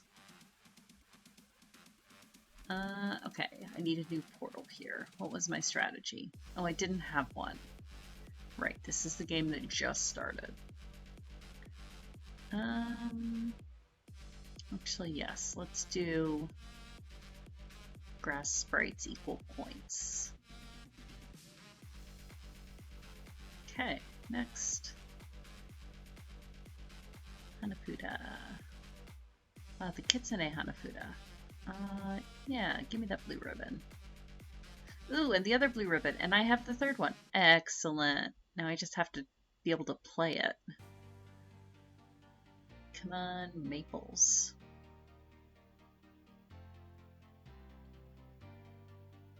I still lose every game I play against Theos. Yeah. Yeah. Let's see here. The Kitsune cribbage. Also, you can blame Kite for the cribbage. because this is exactly my kind of game, and I am very much enjoying cribbage.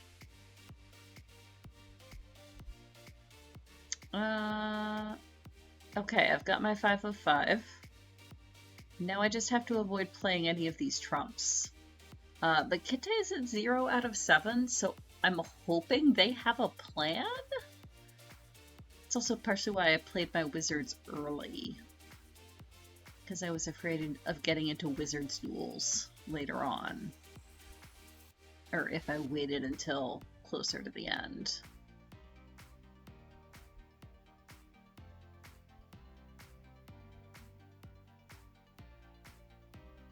Okay, there we go.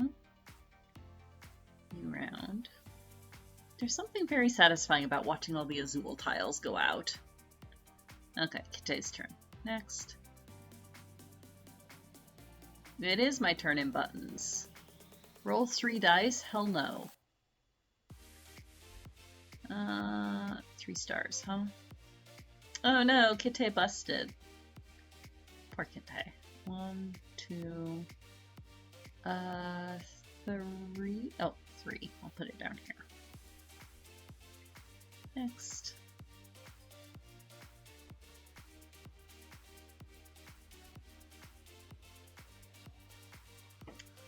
I'm green in this one. Yeah, look at this nonsense. I have 17 points. Theos is at 75. Good lord. Carcassonne is another one of those where I'm not good at it, but I really enjoy building the things. Yes, because I need to build around that monastery. Confirm. Next. Which one was this? Is this the European one? This is the European one. This is the other one where I kind of have a plan. Dobby is kicking our butts in it. I make 2 engines, so let's deliver that. 1, 2. Complete.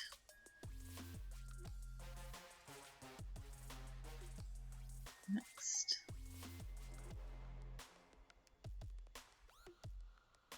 Talk. 9. 1, 2, 3, 4, 5, 6, 7, 8, 9! Ha ha ha! Yes! Now I just have to get this last one all the way around. Okay. I think that's it. That is it. Ah!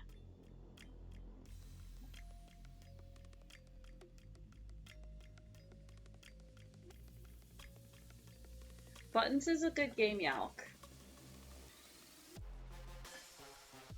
Buttons is a very good game, to the point where, for a very long time, Kuma and Kate and Kara and I were the only ones that were playing buttons, so we just have a continuous buttons game.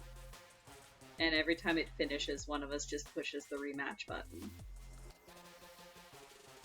But we are always happy to play more buttons if that is a game that you also enjoy. I should make some tables. The problem is every time I make tables, I then forget to launch the ones that are under capacity. What I should do is make myself some tables and then like set myself an alarm to actually launch them.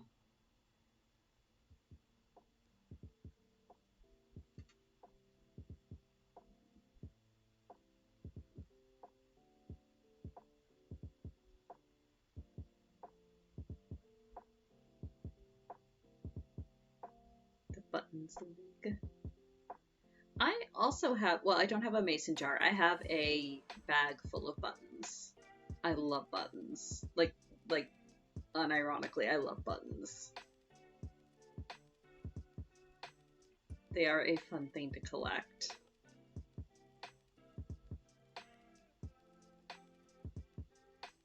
I mean, the only game you have joined. We could drag you into a few more games, and I could make you remember to play them. Because as you saw, there's a nifty button up in the corner of my screen that will just take you to your next open game if you have more than one.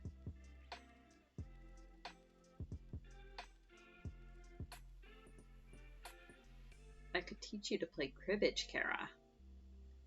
Cribbage. And other old lady games.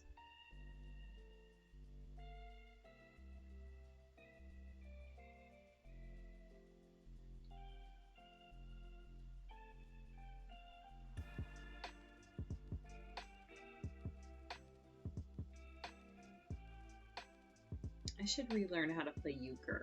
It has been a large number of years since the last time I played, and I have forgotten everything. But at one time, I did know how to play euchre.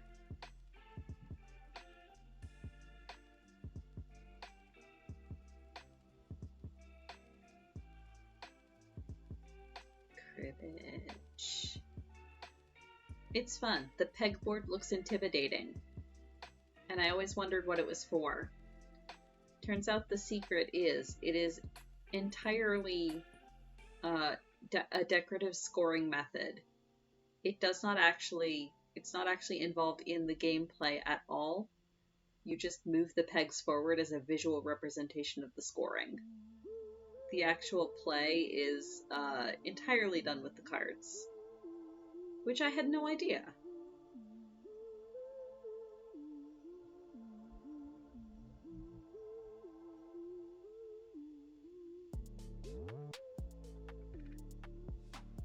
Maybe at Thanksgiving I'll challenge your mom to cribbage.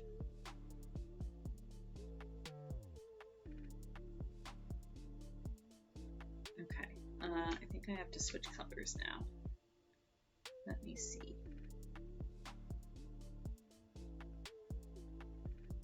My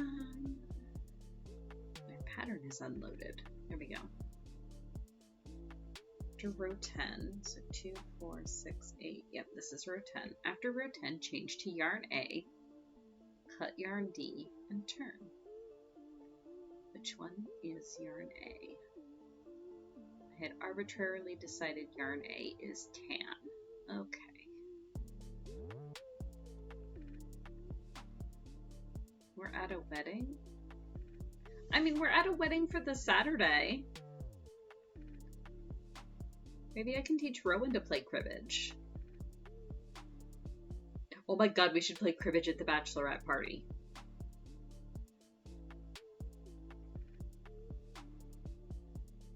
And I just realized that sounds like the most boring bachelorette party in the world, but we're already talking like board games and stuff. Let me just dig out my tan here. We are glamping for this bachelorette. It's going to be fantastic. And these are people we haven't really gotten to hang out with since before pandemic. So it'll be really nice just to like sit around and talk all night. We should definitely make sure we take Calico with us though, because I haven't had a chance to play that yet. And it's so goddamn cute. Oh no, there's going to be yarn barf. I can tell there's gonna be yarn barf. Ah, okay. Not as much as there could have been. That's fine. I have found the end.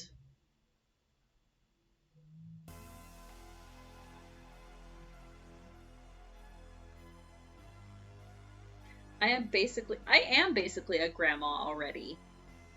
I quilt, I play cribbage and card games, I collect buttons. I totally embrace the granny lifestyle. I have a couple sweaters that Kara swears are the most hideous thing she's ever seen, but they are my granny sweaters.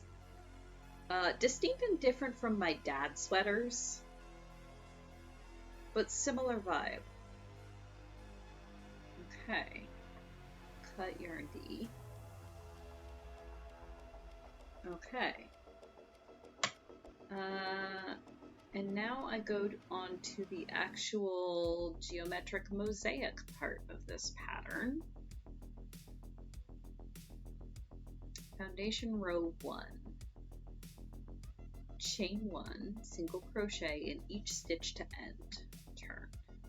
Okay, that's easy enough. Let me kill the green one? I missed something. What are we talking about? Oh, the sweater. No, I love that sweater. I found it at Goodwill. It's wonderful. You leave that sweater alone. It is the worst and most hideous cardigan, and I love it. It has like, okay, Yalk. Imagine the sort of floral couch that your great-grandmother would have had. With like the giant, like pastel flowers all over it. And like a really hideous green color for the background. Now put that on a cardigan, and I have that sweater. I'm gonna wear it this winter. It's amazing.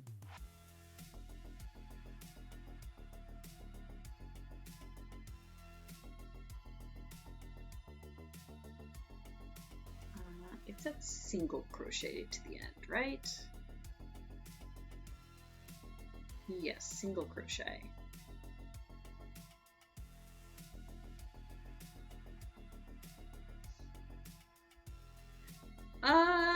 I think Kara is definitely the mom more than I am.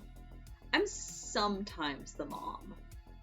I'm the mom when I'm like nagging people about things, but most of the time I'm dad and grandma.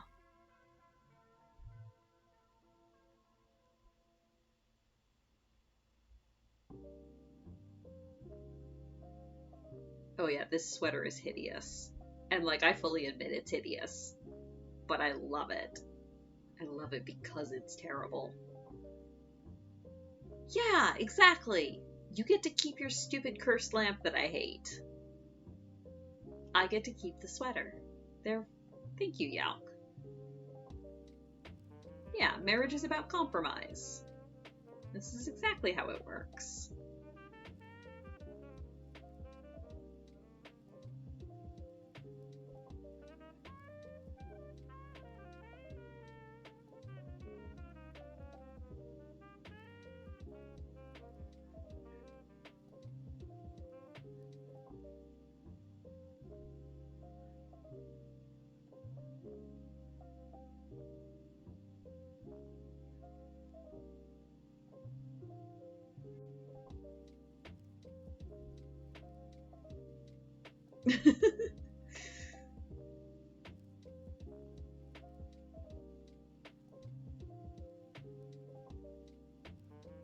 I love you too, Kara.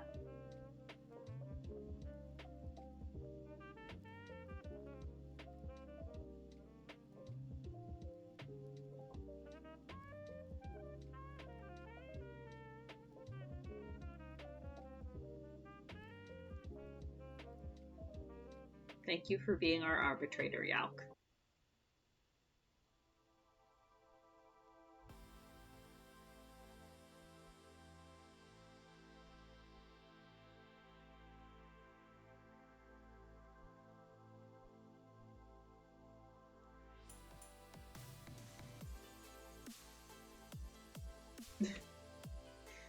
Oh, isn't that a mood?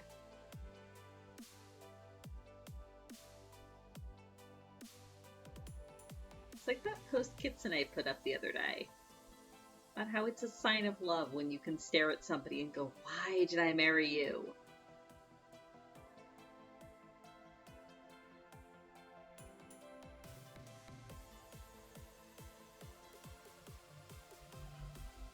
And that we just do that to each other on a regular basis. Everything is fine. This is love.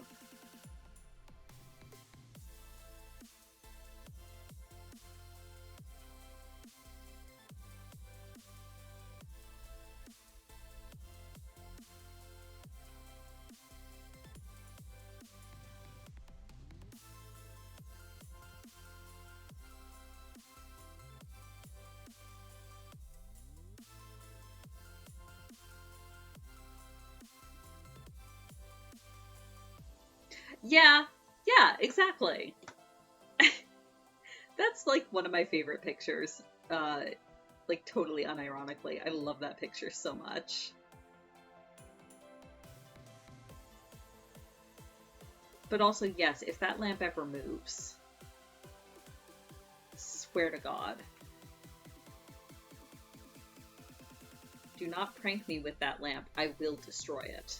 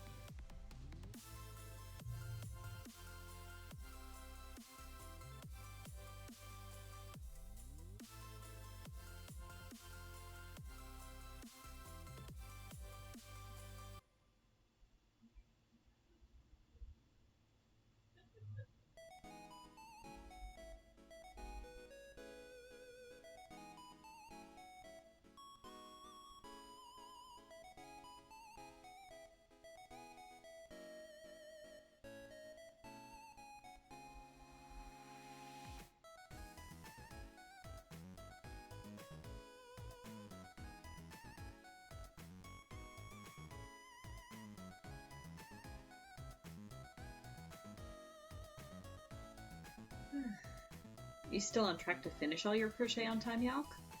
Hope so. Oh God. No. If it starts moving, I am drop kicking it out into the street. I'm the elusive Dadma. I like that. I need a t-shirt that reads that now. But only if it's hideous.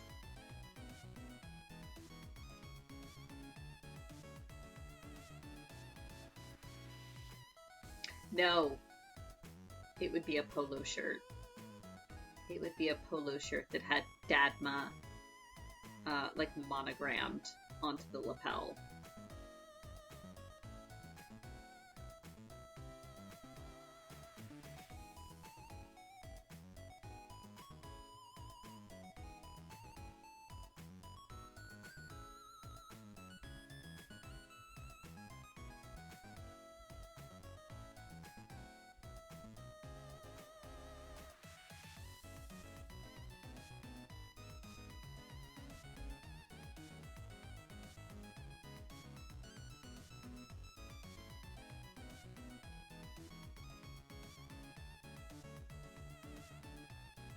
And hideous florals.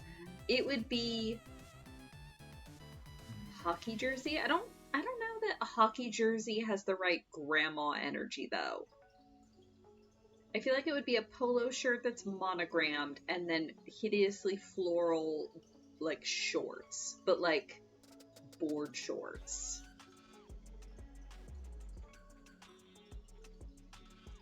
Like the super straight, shapeless, falls to your knees. And then I would need a like visor with a plastic, like a pink plastic visor. And probably a fanny pack, God help me.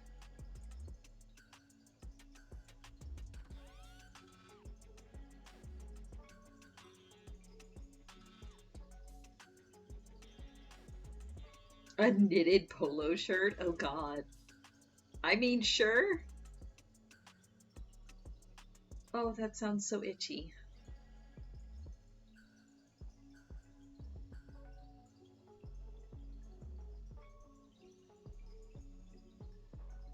Technically, all polo shirts are knitted. Well, no, not all. Some are woven. You know what I mean.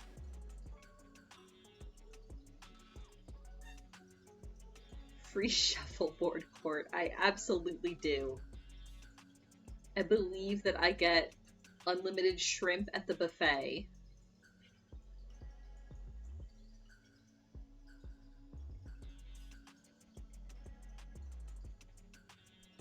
Oh God, a wool polo shirt.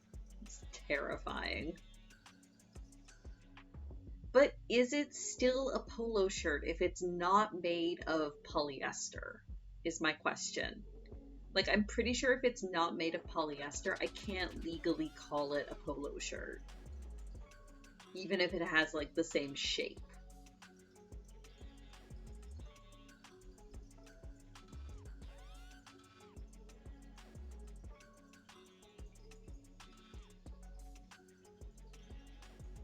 Lulu in a wool polo. Oh, baby. I love Lulu. It's too bad it didn't get an evolution. It'd be real cool if Lulu evolved.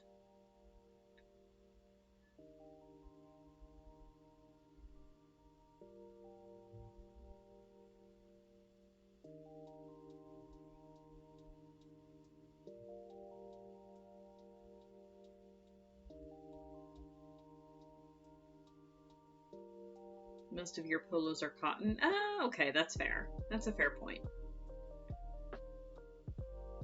Cotton is also a thing. And much better for everything than polyester.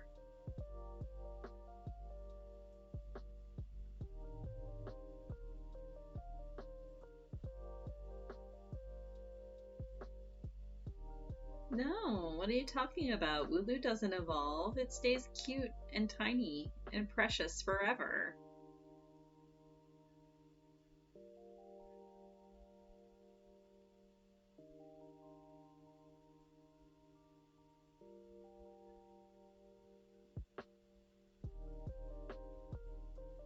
A knitted polo dress. Ooh, yes, I like it. I like it. And socks with sandals. Done.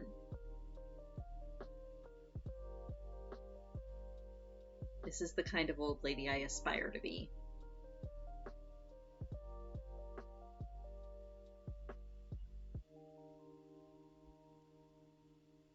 And I can sit and play cribbage with my online friends and talk about the bad old days of dial-up.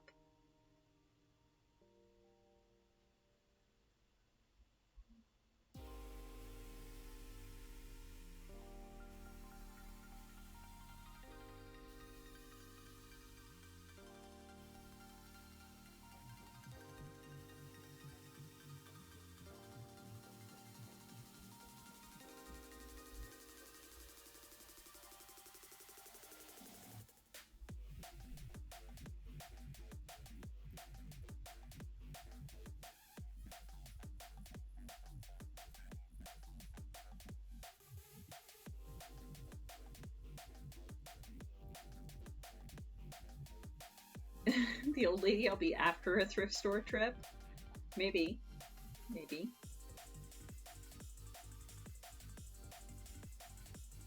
After one thrift store trip. I mean, that's where I found the hideous floral sweater.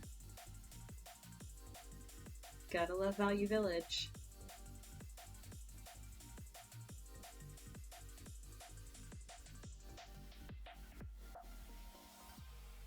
Should actually go to Value Village soon.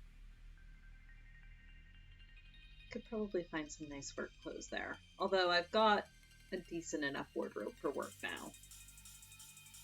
It'll hold me a while. If anything, I need to clean out my closet again. We're running out of room.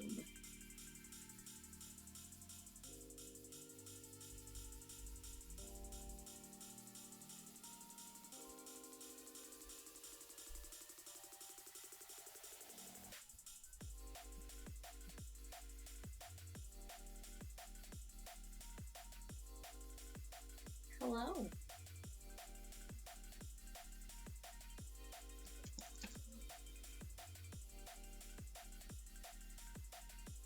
Are you telling me I should end stream? It is after 8:30. Hi. Hello. Oh, baby. Fluffy baby.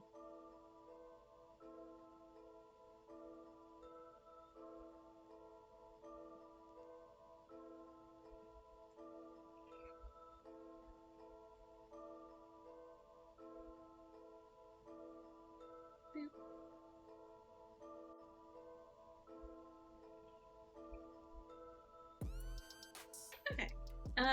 It is after 8:30. I probably should end stream here.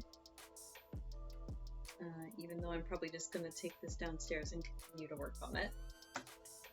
But I would also like to finish eating my chicken at some point. What? You're gonna lick your butt? Well, it's definitely time to end stream. She is so neglected. Nobody in this house pays attention to her at all. She never gets fed. No, not at all. Look at this orb. Yes, you're an orb. What a round baby. Alright, well, I can't lean forward because Sasha is in the way. Let's see if there is anyone up to raid. Oh, Max is playing music. We'll go raid Max. Their fiddling is lovely. Everyone have a good evening, and I will be back tomorrow with the Pokemons. Say hi to Max. I'm gonna go eat chicken.